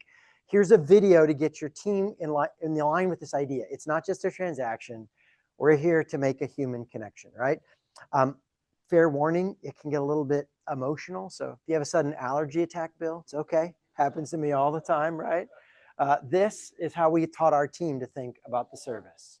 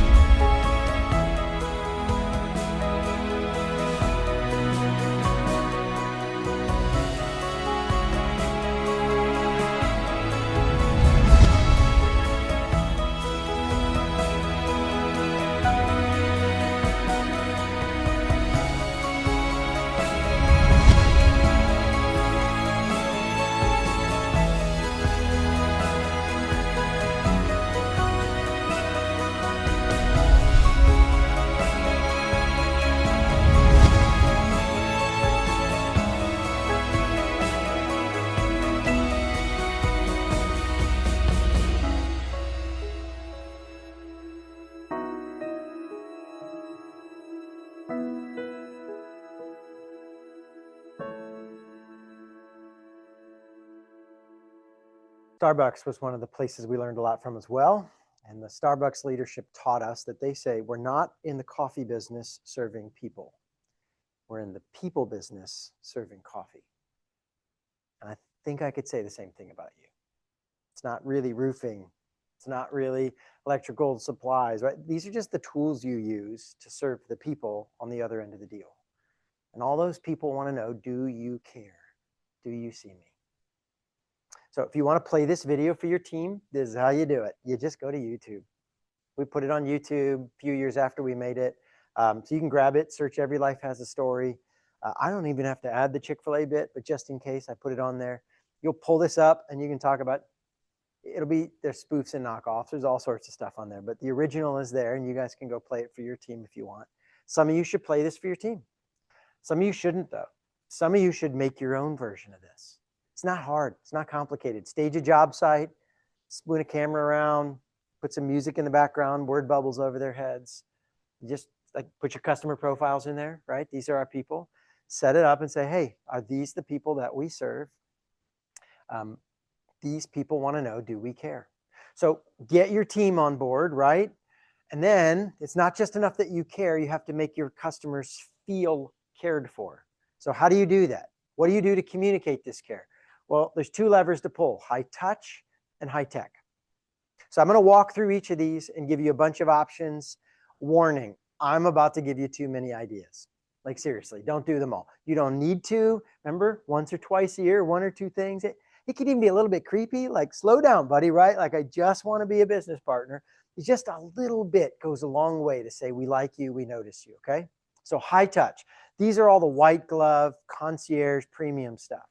I mean, it was tough. For you, I was sacrificing a lot. I just want you to know. I had to go to fine dining restaurants. We had to go stay at the Ritz, Carlton, and Four Seasons. I had to do VIP tours of Disney World and Universal Studios. I mean, it was tough, man. But those awesome days led to some cool stuff from you. And I'm going to share some ideas that you can do even if you're not in that kind of direct industry. And the first one is something that we stole from Ritz Carlton. See, if you want to elevate your customer experience, elevate your language. Just talk differently. I mean, you could just say words unlike everyone else in your space and make yourself stand out with the word choice. That's all. Chick-fil-A's version of this, if you say thank you, they don't say you're welcome, but they say, you guys are well trained. My pleasure. It's a Ritz-Carlton classic, and we straight up stole it. Their now retired CEO still gives us a hard time. He's like, what's the deal? We made this thing up, and you guys are famous for it. And we're like, well, 1% of people can stay with you, and the other 99% eat with us. So like, hey, guess what? We get to use. What's wrong with your welcome? Nothing. Absolutely nothing. It's just normal. Just don't be normal. Find a way to say something that's different than the normal response. And this is not just a Ritz thing, Disney World. I could do this whole thing on Disney, right? I love their operations, their trash system's amazing. I mean, basic stuff is just world class. And then when it comes to the personal touches, all sorts of little things. Let's talk about how they do this, not just for their guests, their employees. They don't call their employees employees. Anybody know this, what they call their employees? Yes, cast members. See, they are putting on a magic show for you. So the employees are cast members. They don't interview for a job. They audition for their role. They don't have uniforms. They have costumes. And I don't just mean the Disney princess. I mean, like the trash sweeper has a costume, and they'll have signs that will say, now going on stage, or welcome to backstage areas for the staff. They call it the backstage area. It's this whole show thing. On and on, technical. We work with nursing homes that talk about, hey, we don't have patients. We have family members. We don't have nursing staff. We have caregivers. I mean, like it's the same staff. They're doing the same task. The word choice doesn't matter. I'm telling you, it matters. Study after study after study shows that people are impacted by the words that we use, especially when they say, no, I'm educated, technical, I don't care. Those are the people most impacted. People are impacted by the word choice. So don't talk normal. Find a way to sound different. Talk different about your team. Talk different about your service. Talk different about your space. Call your customers something different. The words matter. It doesn't cost you any money whatsoever. So talk different. Elevate your language. Now, this will be more B2B than B2C, but man, Give them surprise gifts. This is incredibly powerful. Unless you work in government, right? We have some government folks. You should not give your government clients gifts, right? If those of you who don't know, it's illegal, literally. Let me ask this though, why? Why is that illegal? Okay, it's what it's called, is bribery. Why is bribery illegal? Because it works. Seriously, humans cannot stay unbiased when somebody gives them cool gifts. It is so deeply wired into who we are as a human being that if somebody gives you, the only way governments know how to defend against this is just to make it illegal. Around the world, you just can't give government officials gifts. Sorry, because they won't stay biased. So for you government folks, remember I said not all, sorry, maybe don't do this one. Maybe do it with your new private clients, right? For the rest of you, you should be bribing your customers all the stinking time. This is so powerful. It's literally illegal in government settings. Now, the key word, though, is surprise. If some of you are just sent out a Christmas gift basket, sorry, that was an epic waste of your time. Stop it. Don't ever do that again. Now, listen, I love Christmas, and I even love gift baskets. So what's the problem with the Christmas gift basket? Thank you. You're one of 17 baskets on their counter, man. That didn't earn you any points. You know what that's like? That's like on my wedding anniversary when I give my wife flowers. Can we be honest? I don't earn points for those flowers. I mean, I guess it's defense. I avoid losing points, right? Like I didn't, that's not special. That's the basics. Now, if I come home this weekend with a random bouquet and a nice little note, I mean, like, that could be a good weekend, right? It's not the flowers per se, it's the surprise personal touch. In fact, what we tell folks is the random rose will get you more points than the expected bouquet. Find a time when nobody else is giving a gift and you'd be the only one to give it. Pick another holiday. If you want to do holidays, give them another gift basket. Pick a day that ties to their cycle. Make it about something fun for them. Not this is the key. Like Thanksgiving's a great option. Nobody gives gifts on Thanksgiving, right? Why don't you be the only one? Here's the problem though. If you're like Thanksgiving, that's the solution. By the third or fourth Thanksgiving, guess what's happened? Now it's your Christmas basket. They just expect it. So you got to mix it up every year. It's a system, right? You don't randomly guess. But to them, they don't know what time each year you're doing this. So you have a budget, you have a plan, you put a leader on it, right? You're going to make this happen. And each year you swap up what you give and when you give. And now you might do company-wide, but really personalized service is not a company-wide blast. What it really is ideally for you. You're like, Randy, I know you're into golf and I'm going to give you this specific golf thing, right? You're a bourbon guy. I'm going to hook you up with your favorite. Whatever your deal is, you make it personal. Was that a good guess? Nice. Scots, we know. Yeah, Scots have taste. That's all I'm going to say, right? Exactly. So we do that for our clients. So I'm willing to, if you are. Yeah. So give them surprise gifts. Thanks. Give them surprise gifts. Make it fun. I'll give you another. This is not about the money. It's personal. If they have a grandchild, if you don't know, people go nuts when they have grandkids, right? Like they kind of like their kids. They love their grandkids. Get them a onesie for their grandkids that talk about like best grandpa ever, best grandma ever, right? Give them that. That costs you $8 and they will love you more than if you give them a big giant food basket for the office. Make it a personal surprise that says, I see you. It's personal to you and they'll love you. It's so unfair that it's literally illegal. Give your clients gifts. Set a budget, set a team, chase down their personal info, figure that out, right?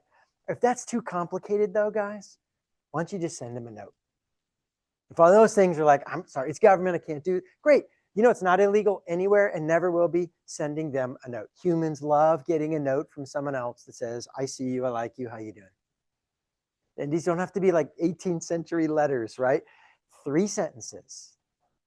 My team, we have these notes, these little folded 3x5 notes, and our goal is 3 notes a month. Half the thing, it's about this much space. I scribble, put the client name on it. The admin sends it out. It takes me 90 seconds. It's not hard. Small touches that say, I notice you, that make a difference, right? There's more, but I think you get the idea, and I'm going to switch to high tech. What are the tech tools we can use? It's not either or. You can combine these. In fact, the first one I would say is the single most powerful tool is use your dadgum CRM for more than just closing the sale. If you don't have the customer relationship management software, right, get one, get it, and use it to put your clients in there and follow up. This is how you know they had a grandchild. This is how you know they went to the beach or up to the mountains or just had a big celebration or tragedy or anything. Like, you put the personal stuff in there. Let me give you a fun little tip that goes with this. Don't just put their name in there. This is where you tag their significant other's name. Maybe it's their kid or their spouse, or some of them it's a pet.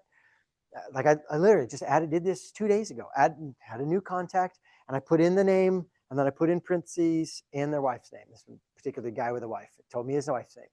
So when the contact pops up on my phone or my computer, I'm like, hey, how's Karen doing? That's it. Blow their mind. You remembered, right? It's just in my system. I don't hope I have a magic memory. I just track those personal things. So use your CRM.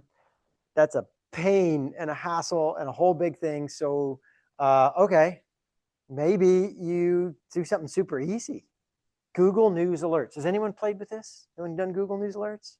Okay, yeah. How do you use it?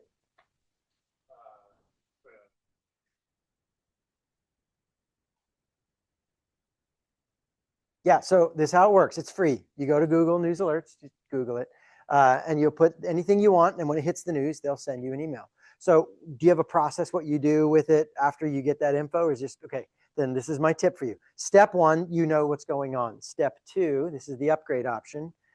What if you sent them a little congratulations? That's it. Hey, saw you in my newsfeed. Congrats. Super simple. I tried it. The Trident Construction, they just did this. They won Best Historic Restoration of Charleston. It's about 3 months ago. It hit the news, right? I skimmed the article. Can I be honest? I didn't read the article in detail. Like skim. Oh, that's nice.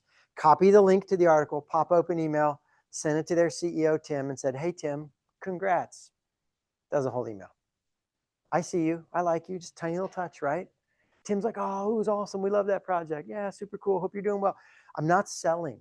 Not in this one. You should do sales reach outs, right? But this is just the I see you contact. Takes me 20 seconds. He replies. We do a little back and forth. We move on.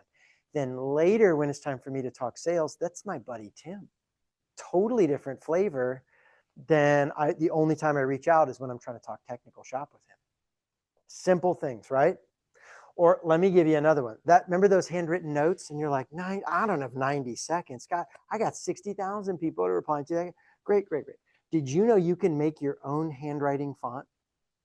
Your own font that looks like your handwriting. It's crazy cool. I used Calligrapher. That's not a typo. That's how they spell it. It's one of those apps, they come up with wonky spellings. And here's what you do. There's a bunch of them, but this one's my favorite because you've gotten those fonts that look like handwriting, but you can tell it's fake. Do you know why? It's because every single letter E is identical. Every single letter F is identical. And you think, okay, this isn't a real person. So guess what Calligrapher does? They send you these forms. You write your letters, but you write 5 versions of each letter. And then you load it into their system, and they make a font out of it. I think it cost me $16, by the way. This is super easy. And then when you type in their font, it randomly selects one of the 5 options. Uppercase, lowercase, punctuation, all the stuff. And so all your letter E's don't look the same, and not even in the same pattern. Like every third is the same one, randomly. And then they smash them all together, and they make it look like literally your own handwriting. It's crazy. Super easy. So if you have I got 1,000 of these things. Great, make your own font. It's not tech or touch. High tech, high touch, it's both. There are all sorts of cool ways for you to do this. So I just threw a bunch of options out there. Pick one. Remember, some are not good for you. Gifts aren't great for you guys. So great, what's your option? What's one touch you could add once or twice a year that would make your team say, hey, I got this, right? It's either all these options or these. What are your options? High touch or high tech? Take a few minutes, brainstorm in your groups. What could you add?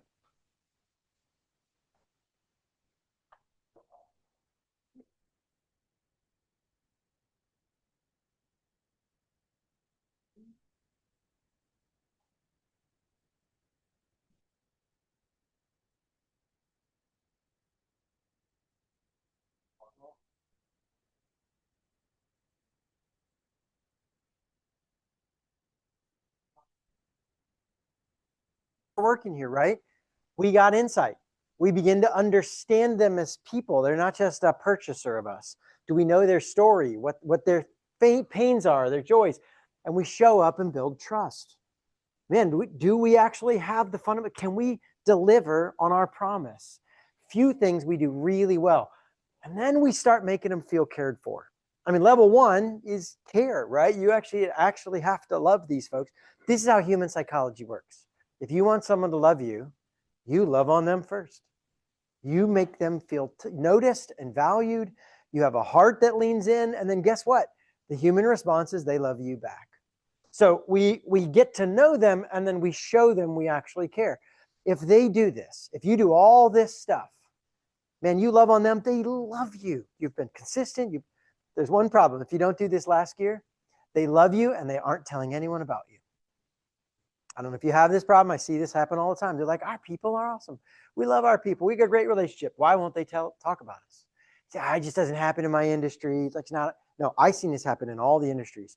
And here's the thing. What we discovered is you have to activate your loving fans and turn loving fans into raving fans. So how do you get people to actually rave? Here's what we learned. People don't tell facts. They don't even tell feelings. People tell stories. So if you want them to talk about you, you have to give them a story they can share or create what we call a memorable moment.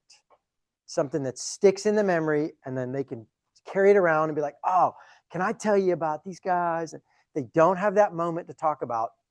That all that goodwill doesn't turn into anything. Now I'm going to show you how to do this and give you ways other people have done it and give you tactical options. But first, I got to tell you what not to do.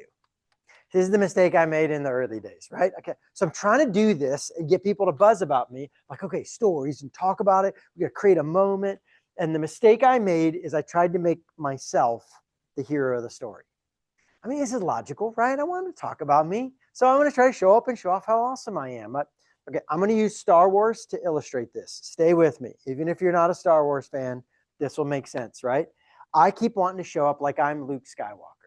I'm going to show off my Jedi skills and be like, check this guy out, right? They'll be like, hey, everybody, look, it's a Jedi. It never works. Sorry. They might even believe you're a Jedi, but they don't want to tell your story. They want to tell their story. So you don't get to play the role of Luke or Rey. You're not the hero Jedi that saves the day. Sorry. Now, we do need to be in the story, though. Like, how am I going to get business value out of a story that's just all about somebody else? That's okay. They're the hero. You're in it. You're just not the hero. Does anyone know what Star Wars character we play if we don't get to play Luke? I wish. Chewie's awesome. In fact, this is not... I have a pretty awesome Chewie impersonation. I don't want to brag, but you can do me a Chewie, right? It's not Chewie. The role we play, that has nothing to do with leadership. I just so you know, I'm just showing off my Star Wars chops. We play the role of Yoda. We're the wise mentor. We're the guide that helps them realize they're a stinking awesome Jedi, right? If they follow our process and do our thing, we're Yoda. They will end up a Jedi that saves the day. See, that the question your customer asks is, how do I feel about myself when I'm with you? Not how do I feel about you? How do I feel about myself when I'm with you? And this is subconscious for most people. They're not saying this out loud, right? But this is in the back of all of our brains. How do I feel about myself when I do this? The raving fans companies you talked about at the beginning, things you love, it's not just they're awesome. It's you feel awesome when you do stuff with them. Now, this can be personal. I'm an awesome person. It can be professional. We're the kind of firm that partners with guys like this. Like, we're pretty awesome, right? Either way can work. And all these companies have figured out how to not just make themselves look awesome, but make their customers feel like they're a Jedi because they do stuff with them. I mean, I could... Harley Davidson, baby. This is such a fun example. Do we have any Harley fans? Anybody got a hog? Okay, come on. We got a room full of this, right? Okay, so I don't know if this is true of you guys, but the research would say you get a raving fan of Harley, it's not Harley's awesome. Come on. It's I'm awesome because I ride a Harley, right? Like, why do you wear the jacket and the bandana and the stickers, right? Thank you. Because I'm a bad mama jamba, baby, right? The rest of y'all might be domesticated, but I still got it, baby, right? Wild man. It's not Harley's wild and awesome. It's I'm wild and awesome, right? Okay, now, okay. So raving fans are wild and awesome. Like wild and awesome construction. Like I don't know if that's the jam you want. Is everyone wild and awesome? Well, I don't. Maybe. Do you know who else has raving fans? Volvo, right? Do we have any Volvo fans here? Okay. So Volvo and Harley are going to have a discussion after this in the back alley. It's going to be awesome, right? So Volvo, what's Volvo famous for? Safety, right? Okay, so I don't know if this is true of you, but the research would say, how does a raving fan of Volvo feel when they drive their vehicle? They feel safe and also kind of smug and superior. Probably not you, but the other guys, right? Yeah. Like, I don't know what's wrong with you guys, but I picked the safest car on the road, right? Somebody's smart. Okay, so what is it? Is it wild and dangerous? Is it safe and smug? You don't guess. This is where your customer insight will tell you, who is my customer? What do they want to be honored for? Is this Charlie or Ozzy? One of them drives a Volvo. One drives a Harley, right? What's the jam? And what you'll find is every one of these brands, if you really go to that next level and people buzz about them, it's not the brand's cool. Your customers feel cool in a very particular way. So how do we do this? Well, you get to know your customer and you meet them where they're at. I'll give you a couple other examples. Apple, we have any Apple fans? Apple's jam, this is my words, not theirs. Listen, I'm not a jerk about it, but I'm a little more creative and cool than the rest of you guys. Like, I'm one of the creative ones. Right? Think about all their commercials. You know what you don't see in Apple commercials? Technical product specs, ever.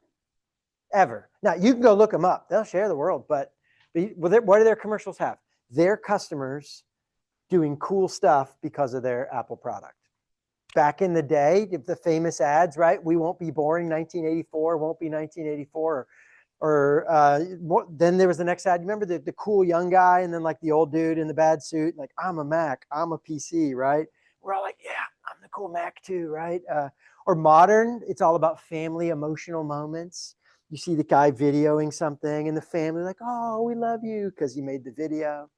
It's the customers are creative because they use Apple. Not Apple's cool. The customers are cool. Or Disney World. I don't know if you've ever been to Disney World or Disneyland. The advertising for that, you will see kids having some sort of fun activity. You will also always see a parent or grandparent standing just behind the kids with this like glowing look of pride on their face, right?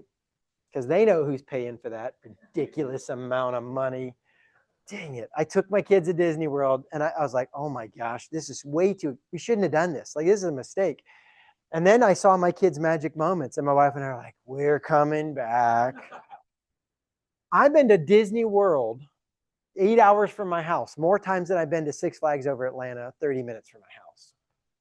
Because it's magic, man. They made me feel like I'm a good dad, which it's crazy. On and on, we could do this thing. Ritz-Carlton, ladies and gentlemen, serving ladies and gentlemen.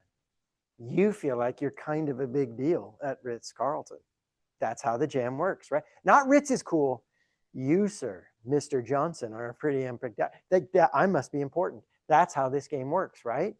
Okay, so let me give you some examples on how they do this. One is to take an existing holiday or event that's already happening and you take it to the next level. Now, maybe Chick-fil-A example is the daddy-daughter date night.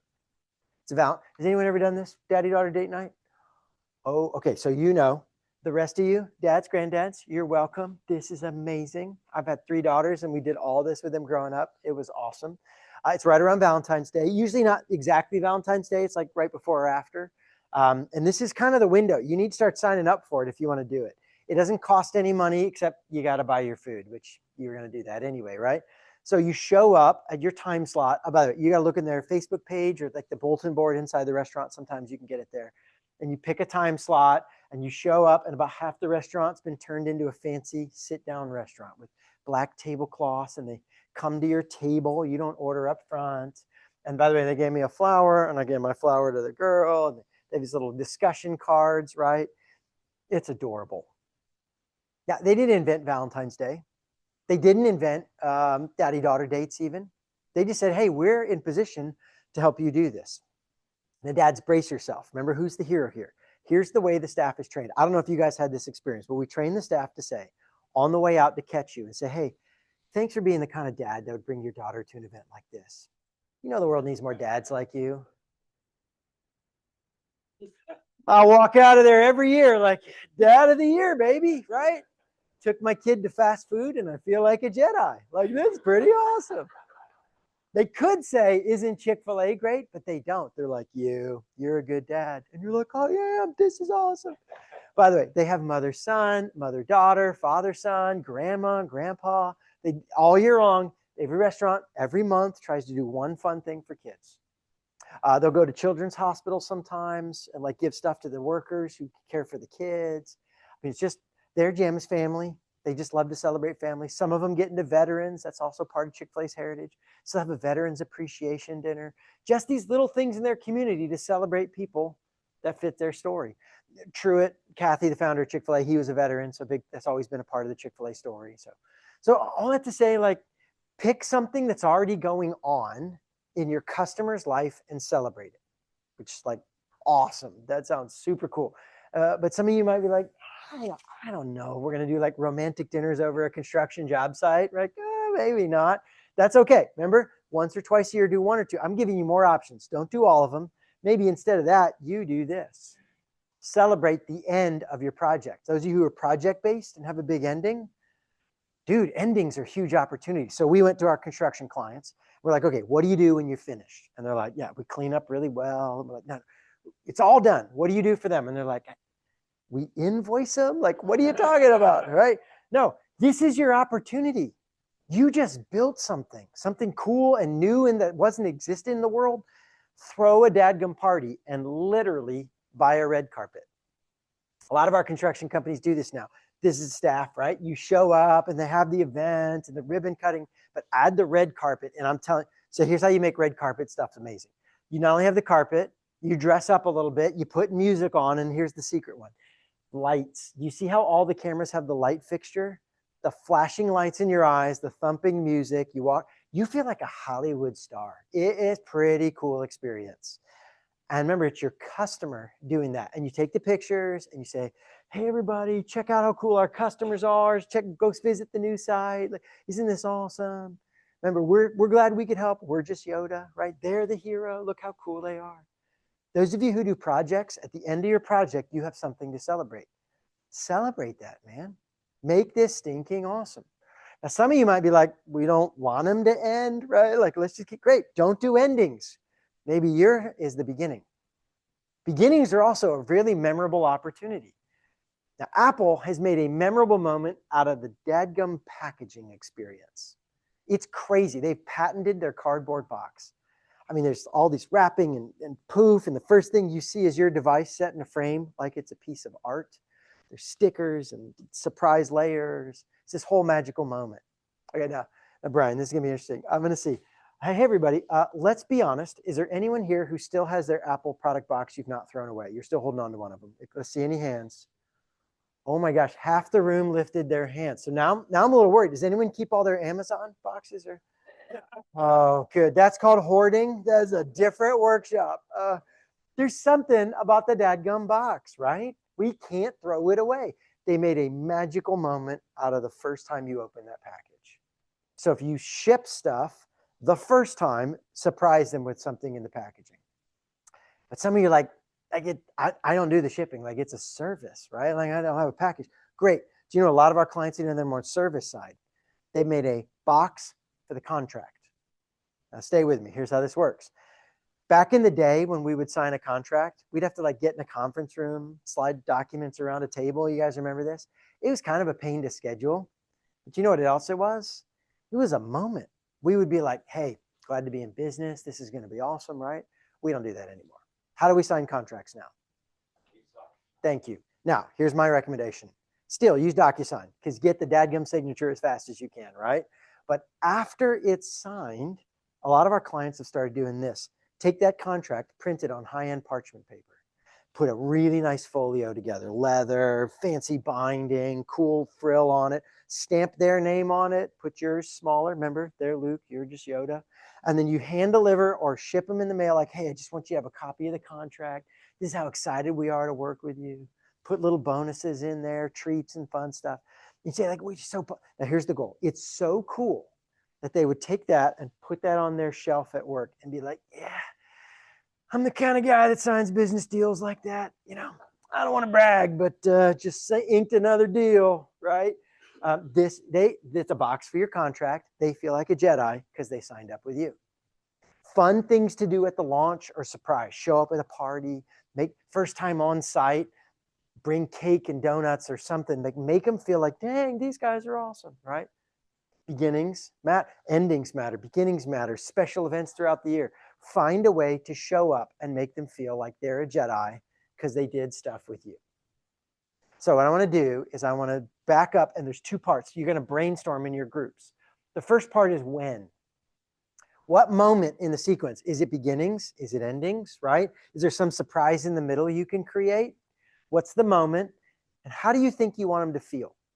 If you have a profile for your customers, your ideal profile, go with that. If not, just imagine, like be creative and brainstorm. Think what your ideal customer is. One of them what do they want to be celebrated for? When is the time and what is the feeling that you could use to create a memorable moment? So let's pull back, take a handful of minutes and brainstorm where you can make them feel like a Jedi. List. We've got two last things to do and then I'm out. These are not new gears. This is much shorter sections. But over the years, applying this with companies, helping them build it, we realized, oh, snap, you got to add that. And then this is the most recent one, about 3 years ago, added that. And so I want to talk about what they are and how these are things, if you don't do them, they'll get in the way of the customer experience. And the first is the belt that goes behind the gears. And we call that a healthy leadership team. Healthy leadership team. See, what we learned is if you don't have the whole team bought in, this doesn't work. It's like the difference between a track team and a football team. I don't know if anybody did either of these sports growing up. I ran track. I did football. Yeah, see, here's how track works. In track, we had a team, but the truth is it was a bunch of individual races. And I could win my race either whether you did or not. And you don't go to the region, district, or state meet as a team. You go as an individual. I mean, the fundamental reality of track is I can win whether or not you do. And we're only a team in name. Now, that's not how it works in football. Or you could pick other sports like soccer, volleyball, right? Like a true team sport, there's a team win or loss. And sure, thanks for coming. Good luck with the knee. The individual contributions really matter, but we share a score and we all have to show up or not. If one of us screws up, it can take the whole thing down. And that is the lesson we learned. If you don't run this whole engine and the whole team does it, it doesn't work. Sorry. I wish I had happier news, but it's just if the whole team doesn't buy in. And healthy team doesn't mean smart or even healthy individuals, right? On track, I had healthy individuals. But there's something about the team that comes together. Do we really work as a true team, collaborate with each other, pull together, help each other out? I mean, I'm going to give you a couple of tragic examples. Chipotle is a good one from the restaurant world. You guys probably remember 9 years ago, maybe almost a decade now, Chipotle had a food safety issue and like a bunch of people got sick and their brand still today hasn't fully recovered from that ding. Do you know that didn't happen here? It happened in Colorado. If you have multiple locations and a handful of Colorado locations biff it, guess what happens to your entire reputation? Sorry, you can't have some of your locations do this and some screw it up. You can't have the beginning of your customer experience be great and the ending be sloppy or vice versa. You can't make up with a great memorable moment for missing the fundamentals. If you only do fundamentals and never out of touch, like if you don't actually care about your people, hey, we're professional. You're going to miss this stuff if you don't run the whole play. I'm sorry. I wish I could say, just do this one thing and it'll all work. The reason all three gears go together and there's a belt is your whole team has to show up. You don't have to be perfect, but you have to be a true functioning team. And I'm not here to just be motivational, right? I'm the tactics guy. So I do want to say there are tactical ways to get your team on the same page and make sure we all collaborate like a true team. In Vistage, EOS is pretty popular, well known. I don't know if anyone here's done the EOS play. I love it. We're certified in that. We don't only, this is EOS heresy.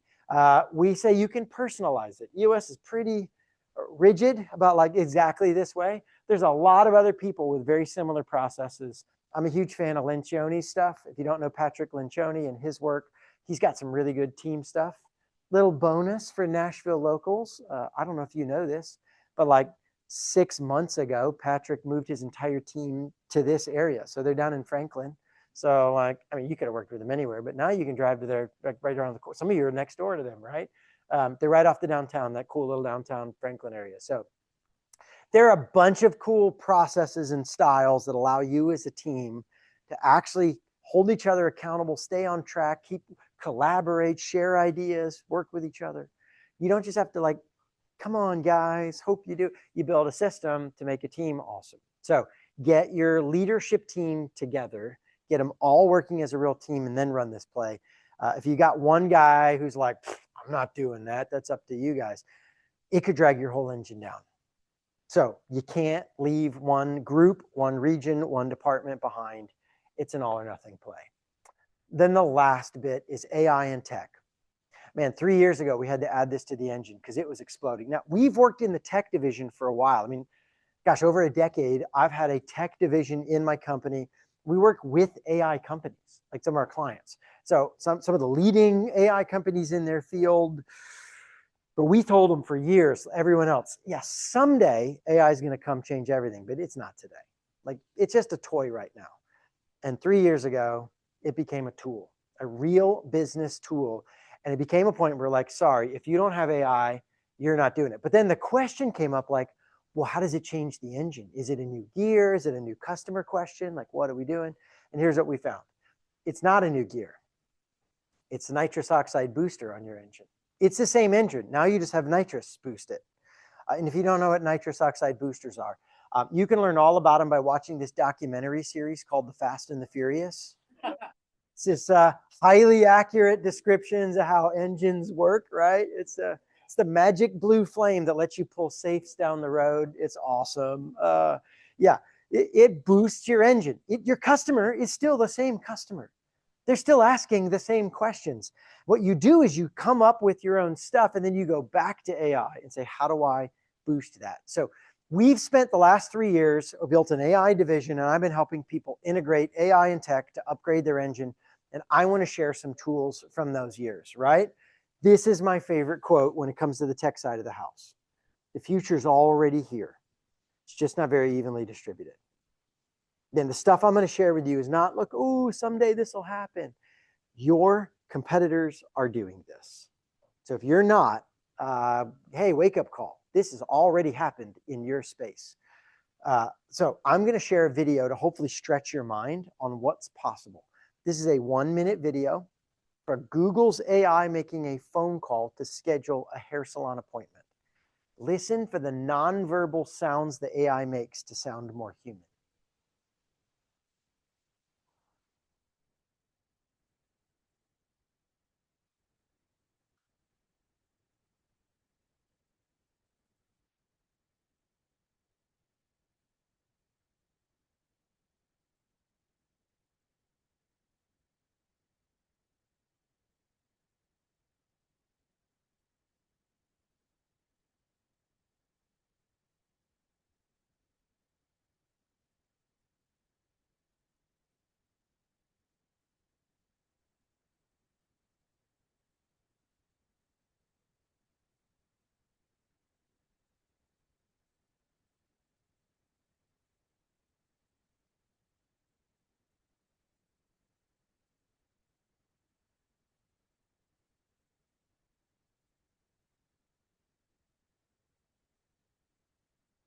You may have been on the phone with AI and not known it. You hear the uhs and ums. It's crazy. But I want to tell you, if you think that's the crazy cool stuff that we're talking about, you missed it. Boy, talk about the future coming. This video is not the cool stuff that happened. This video is over 7.5 years old. This is ancient tech. The stuff that's happening now is wild and crazy. And I'm going to share some ideas with you on the latest stuff that's happening in AI. And it's moving very fast. In just the last 2 years, the ability to do graphics and creative stuff. This is the same prompt, the woman astronaut eating ice cream cone. Look at how it has changed from V1 to V6. And, oh, by the way, I just found out V7 came out. My slide's obsolete. That's how fast this thing is moving, right? Klarna used AI last year to do their shopping cart experience and made $40 million automated. Klarna does the back end of online e-shopping, if you don't know. For people who aren't Amazon, they outsource this to Klarna. But Klarna did this everywhere. And while it was more efficient and more accurate and more prompt, Klarna actually just announced about 2 months ago they went too far. And they got a negative touch because humans want a more personal touch. And so Klarna is pulling back and adding some human stuff in it. See, one of my first things I will say to you is beware the AI snake oil salesman. Like, drink this magic juice and it'll cure anything. If anyone tells you like AI is the solution to all your problems, not really. AI does not set your strategy. It is not your engine. It's the booster on your engine. You still have to figure out who's my customer and what do I want to provide for them. Then you get AI to help you. What it's like. Okay, so it's a little bit like shopping at Home Depot. Apparently, what you're not supposed to do, my wife tells me, is go into Home Depot and be like, ooh, check out this new power drill. Like, this thing looks awesome, right? And you buy the shiny new drill, and then you come home and you're like, what can I drill a hole in, right? This is going to be awesome. Apparently, that's not how you're supposed to do it. What you're supposed to do is say, I have this cool project. Take that project in and say, hey, are there any tools that help me do this project faster, better, smarter?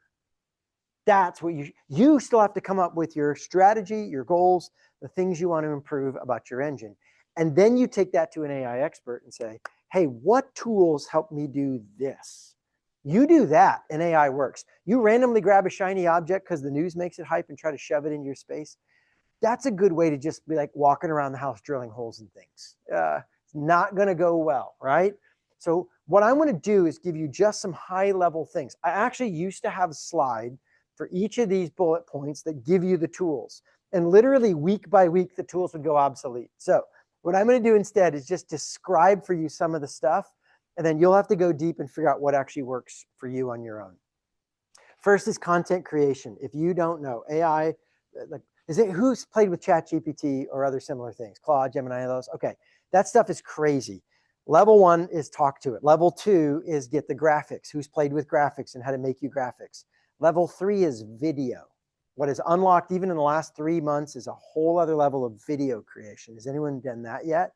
Okay, video creation is wild. Content creation is crazy. Couple of quick thoughts on that. If you're using the free version, beware. Do you guys know this? You know that legal stuff you didn't read, that I didn't read either? Do you know what it says in there? Anything you upload is now free public domain. If you're using the free version, you are giving your stuff to the world. Go for the paid version, the enterprise version or premium. They all have their own name for it, right? And what it does, it'll create a firewall so your stuff is protected, so you get your stuff and the world, but nobody else gets your stuff. So especially for your company, pay for the paid version. That's the first one. The second one I say is, they all ask me, which one's the best one? You know what the answer is? Why are you using only one? These things are really cheap, and they all have slightly different benefit. Some are better at this than that. Claude, we were just talking about this, ChatGPT, they all sound the same. It's very accurate, but Chat is not good at sounding like you. Claude is really easy to train to sound like you. So what I do is I'll start with Chat for the content, then I'll take that, copy and paste it, dump it into Claude, and say, make it sound like me. And Claude will literally sync with your email and know what you would normally say and not, and rewrite it to sound like you. Why are you only using one? Get at least 2, maybe 3 different ones, and you use them for the different purposes. So content creation. The next is to move to chatbots and agents, where you preload not just a task, but like right now, what most of us are doing is going in and you ask it a question and it responds. Great.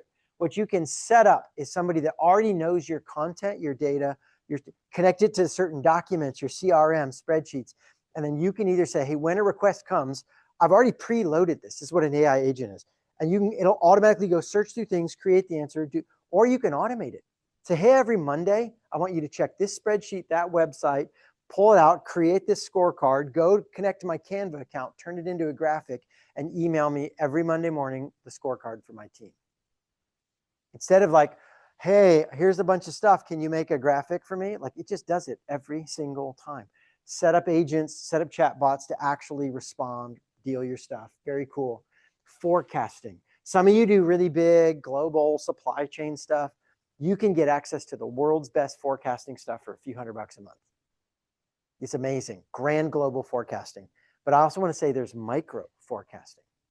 So Chick-fil-A now is forecasting at every workstation in the kitchen. There's 6 of them. Every 15 minutes gets a forecast on how much product to make.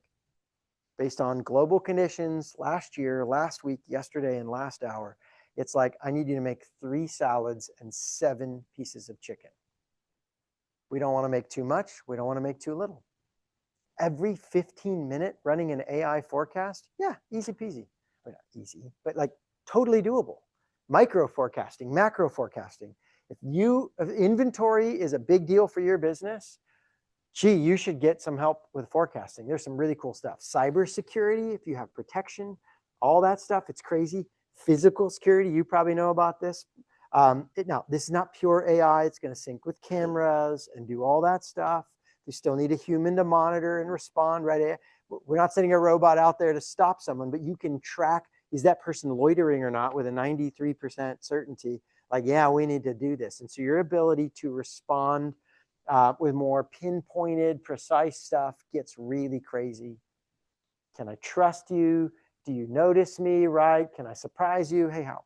I mean, this stuff, it's crazy what's happening. Guys, the future is already here. It's just not evenly distributed. If you aren't playing with those things, here's what happened. About 3 years ago, there was a fork in the road, and it was a tiny little gap, but that gap widens every year.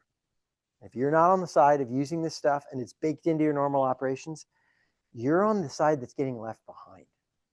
I'm sorry to say, uneven distribution is unavoidable. We cannot force people to use the cool new tech. So those who do get an advantage and those who don't, and it compounds year over year. If you think it's bad now, this is going to get worse. So do not let this go any longer. As soon as you can, do a review of your AI, your tech stack, all your stuff. Have an expert tell you, hey, here are the tools you can integrate. Here's what's missing for your space. There's all sorts of ways to get people to come in and let you know what you can add next year. And that's the engine. Now I'm going to tell you one more story, but this is a chance for you to get this deck, and then I'll tell you a story, and then I'll wrap up, and we can do a little Q&A and wrap up here. But put your phone out, put your name and email in, and we'll send you this whole deck. That's the team that works this region of the country with me. So one of the 3 of us will get back to you here today or tomorrow and just kind of give you all the information. Oh, that's the Leanne who's doing the pulse surveys. She's awesome. Okay. So yeah, if you want to, like, one of the options is you say, just send me the presentation. We'll send it and we'll get out of your hair. If you are interested in how we can do more stuff with you to help you, everything from an AI evaluation to help you build hiring stuff to creating cool, memorable moments. We love to help people actually build this. If any of that's interesting to you, let me know, and we will be glad to dig in and make all that stuff happen for you. But seriously, if you just want the deck, no pressure. Just say, send me the deck, and we'll do that and get out of your hair. While you're doing that, I'm going to finish with this story just about kind of how this matters for me and my personal impact here. Because so the project that got me to leave Chick-fil-A, it's this whole story, but it is in healthcare. I love Chick-fil-A, and they remember their first guys to sign with me was Chick-fil-A. But like when I left, it's like, I feel like it's the right thing to do. Dang it. I love you guys, but I got to go help. And healthcare has been a whole division for us ever since, in part because of this story. See, I want to talk about what it feels like sometimes on a day in the job. I talked about how much money you can make doing this, right? And that cannot be super motivating sometimes. You're like, we go to work with nurses, and there's a whole thing called lean healthcare and this excellent systems and process. And this is a nurse's station, right? IV bags, monitors. And it's like, we're going to grind and be tighter and more efficient so the bosses can make more money. Like, Why do I even care about that? Let me tell you, there's a lot of money in this engine, but that is not why I do what I do. I'm really not that money motivated. What motivates me is it's not just about this. See, I want to tell a story about St. Jude's Children's Hospital. I don't know if you've ever had an experience with St. Jude. I kind of hope not, because they deal with kids who are dying. And when we talk to the staff, I want to say, sometimes the work feels like this, but it's actually for people like that. That's my nephew, Logan. He was 7, and he got blood cancer. Don't know why, don't know how. He started feeling sick, and within a month and a half, we found out it was stage 4 blood cancer, non-Hodgkin's lymphoma. And this St. Jude stepped up to help our family. And not only did they show up with operational excellence that mattered for him, they have personalized service. They don't just care for the patient, they care for the family. They have counseling and process and even rooms dedicated to help us deal with what's it like to have a child dying. I think it's one of the worst things. And they even have their own version of memorable moments. They call it something different. But Logan's name is Logan James, first middle name. And if any of you are Marvel fans, you might recognize who he's named for. Logan James is the name of the Wolverine character in the Marvel universe. And so his dad, Marvel fan, named him for Wolverine, right? Logan knows, like, oh, you're Wolverine, you're awesome, right? So he's always known he's a Marvel kid. So when the staff found out, that's the real picture. Those are just some of the male staff that found out this was his story, and they went and got costumes. And they said, dude, you're the superhero. Man, we're on your team, buddy. Don't quit. We got you. You're not alone. You know, the whole like, you have a healing power, Wolverine. You can do this. Man, I just want to say, like, sometimes it feels like a technical grind. And I want to remind you, lives matter. See, it turns out that not only is this the most profitable way I know to build a company, it's also the most noble way I know to build a company. I mean, let's think about the whole thing from a new frame. We're going to show up with excellence and build trust. We're going to be the thing they can count on and keep our promise. We're even going to make them feel cared for. Somebody likes me. And then once in a while, we're even going to honor them and celebrate them and say, you're doing something right with your life. Am I doing that because I want to make more money off them? Or am I doing that because I want to make their life better? Yes. When you build this engine, you don't have to pick between noble and profitable. It turns out that the most noble thing to do is also really profitable. It's a great career, and it's a great legacy to make a difference in the world. And all this hard work, this grind, is not just for sick kids. You know what it does? This technical stuff makes moments like this happen. See, Logan is actually in full remission. They did experimental treatment with him, and it totally worked. And so this is a picture from the Make-A-Wish trip at Disney World, because after he got out, it's about a few years ago, they said, hey, buddy, what do you want to do? And he said, I want to go to Disney World. And we're like, good choice. So the whole family showed up, like 40-some folks, ran around it. You want to talk about magic experience. They give you this genie pass, because Make-A-Wish, a genie gives you a wish, right? It is crazy what you can do with it. Just wave that sucker around. I don't know if you've been to Disney World, Space Mountain, one of the classic coasters, right? We just walk past the line like, hey, we want to ride to the front. We get on it. It's even cool. You ride the whole thing. The kids get off. And I was like, kids, was that fun? Yeah. You want to do it again? Yeah. And we just literally got right back on and took the next one. It was amazing. Guys, all this grind makes these magic moments happen. And this is where I'm going to end it. Listen, you can make money either way. You don't have to do this to be a functioning business. But man, if you step up and build this engine, not only will you make more money, you'll make more goodness and light in the world. You'll build the kind of life and legacy you'd be proud of. So don't settle for satisfied customers. Build a customer experience engine, create raving fans, and make the world a better place in the process. Thanks, everybody.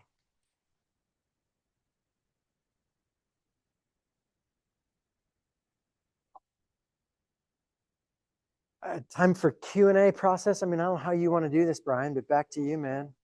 Yeah.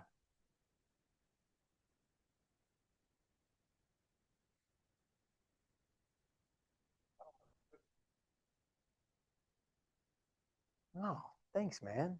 That's awesome. Probably the sixth or seventh time I've seen you, and I still get little tidbits and stuff. Thanks, man. Yeah, I joked with Bill at the beginning. I was like, if I miss a part, just step in and do it because he's heard it so much.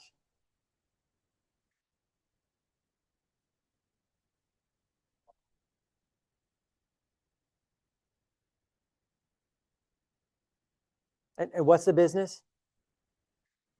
Oh, yeah. Yes, yes.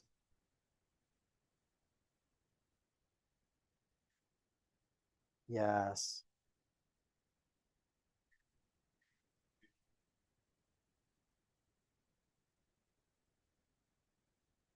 Great ideas.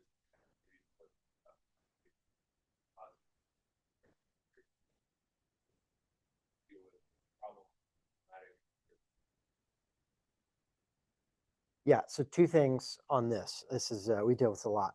First, we think about relationships with our customers. You can do this for all. By the way, all this works in real life. There's a family application, and you heard my wife's stories, kid application, friendships, all this stuff. But all relationships, especially customers, think about a relationship bank account, right? When you have to have a hard moment and challenge somebody, tell them they messed up, right? They're blaming you and it's on them. Not that your customers ever have that, but mine do. And then when you have that hard conversation, you're making a withdrawal from that account. Well, you better hope you've done enough deposits in the account so that when you make the withdrawal, they still like you. And so some of what this is pre-loading, filling that account. Because I've had this moment where you write the check, right? Like, hey, I got to challenge you, and there's not enough in the account. You know what happens? Not only does the check bounce, they charge you a dadgum penalty for it. Like you're not just not only does it not get through, now they like you even less. Like, oh, now you're negative, right? It gets nasty. So some of this is finding ways to add touches on them outside of, because if all you ever having is the professional conversation, then you don't have enough times to invest because it's always a technical thing.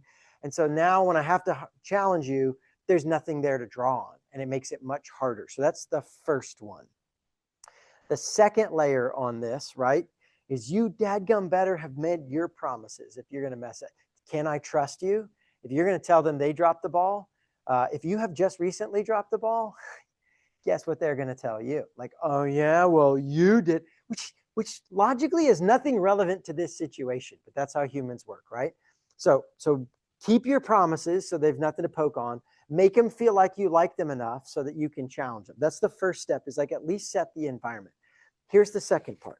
They're usually, in our experience, hesitant and cautious because they don't want to look bad, because looking bad is unsafe in the office space. So what we do is we make them look good to their boss like crazy. And then we tell them when there's a challenge, hey, I don't care. We're not going to talk to anyone about this. Like, this is private, but let's just fix this, man. And if they're not going to be like, oh, this is going to come back on me. And I've even taken a bullet in front of their boss for them to say, like, yeah, I'm so sorry. We must have missed something. Even though, like, with them, they know. And so this is the number one thing they're usually worried about, is I'm going to look like an idiot in front of my boss. And so if I'm proactive about that and tell them I'm going to take care of you, I got this, and we do that well, then they're like, no, no, no, these guys are the best. They're okay. Now, weird reverse psychology, last piece on this. If you defend yourself and push back and tell them where they're wrong, that creates an opposition where now they're going to prove you why you're right, look wrong. Right. Weird thing, overcompensate the other way. Apologize like crazy. Talk about how bad you are and how embarrassed you are and how much you feel terrible. And you know what will actually happen 99% of the time? You start talking about how bad you are, they will start saying, no, no, you guys are great. You shouldn't feel bad. And they'll start telling you how it's not your fault and it's your awesome. And so this reverse effect happens where if you overcompensate to the negative and you own it all, they will back off. They want to know that they feel embarrassed, they feel hurt. And if you feel upset and they see like you feel pain, they'll feel bad about your pain and start telling you how good you are. So there's all these little scripts we talk to our team about when we have to be in that moment, even when they screw up. It's not going to be your boss won't know. I'll go apologize to your boss. I'm so sorry. I feel terrible. We hate that you've had a hard time. Like, this should never have happened. And like, no, no, you guys are okay. If I've got a good relationship and they like me, you see how this stuff stacks?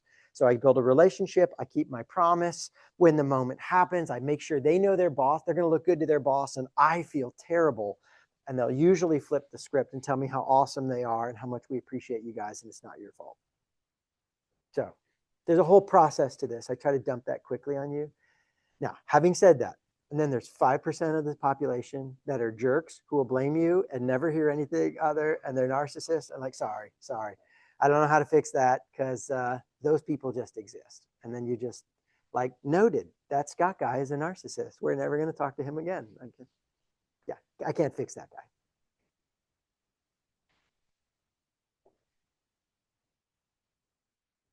Well, how much?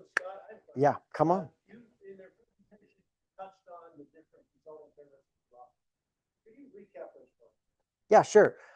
So at the surface entry level, we'd say, hey, we can just come bring you these contexts. So it was you, someone asked about speaking. I do a lot of this. I will say, well, we didn't get to talk about some of the ranges. Like, well, I'm not the only one. I've got a whole team of folks. I'll be blunt. I'm the most expensive because my calendar fills up first. But we have a lot of options of people that we can just come train you guys and give you the tools. We also have an online program. If you're like, I don't need a live event, can you just give me the ideas? And so all the stuff we do with our clients, deep consulting, we have an online program. You can just sign your team up and go through here's all the tools, here's videos explaining it, here's exercises to do with your team. So we can give you the concepts, either live and custom or through our online program. But what a lot of folks say is, I want to go deeper. Hey, why don't we do one of those assessments? I think I mentioned, we'll evaluate your process. We actually make a map of your customer journey and your tools. And we say, hey, here's where you're good. You're doing some of this. Here's a piece you're missing, or here's an upgrade you could add. And so then we give you a custom strategic plan and say, this is what you can do this year to upgrade your engine and make that happen. After the assessment, sometimes people will say, hey, will you stay around and help us build that? And so great. If you want more than just a custom plan, we can actually join your team part-time and help you build all those things out. What that looks like is custom. Totally depends on what you need built, but it can be anywhere from 3-6 months to some of these clients I've worked with for 2 years, where we just piece by piece overhauled different departments around their company. So concepts, assessment, or actually become a partner and help you build it. I wish I had like one size fits all. Like, it probably makes sales easier, but what we're really concerned about is, how do we actually give you only what you need? So usually what it is like, let's just have a conversation and you tell me what you're working on, and then we can say, oh, here's how we do that stuff. Everything from leadership training programs to build your leadership team, to let's build the technical scorecard. That's why I have 23 folks. I've got a bunch of different experts. Based on what you need, I put a team of experts on it, and we build it. So if any of that's interesting, if you put one of those, like, schedule a call, my team will get with you. I'll be blunt. Probably if we want to schedule a call, I'm probably not going to do a call before Christmas. It's probably going to be after Christmas. I'm pretty full in the next week. I was going to say next couple weeks. Dang it. It's the next week, isn't it? Like, holy cow. A week from today is Christmas Eve. Yeah. Merry Christmas, everybody. I got some shopping to do. So yes.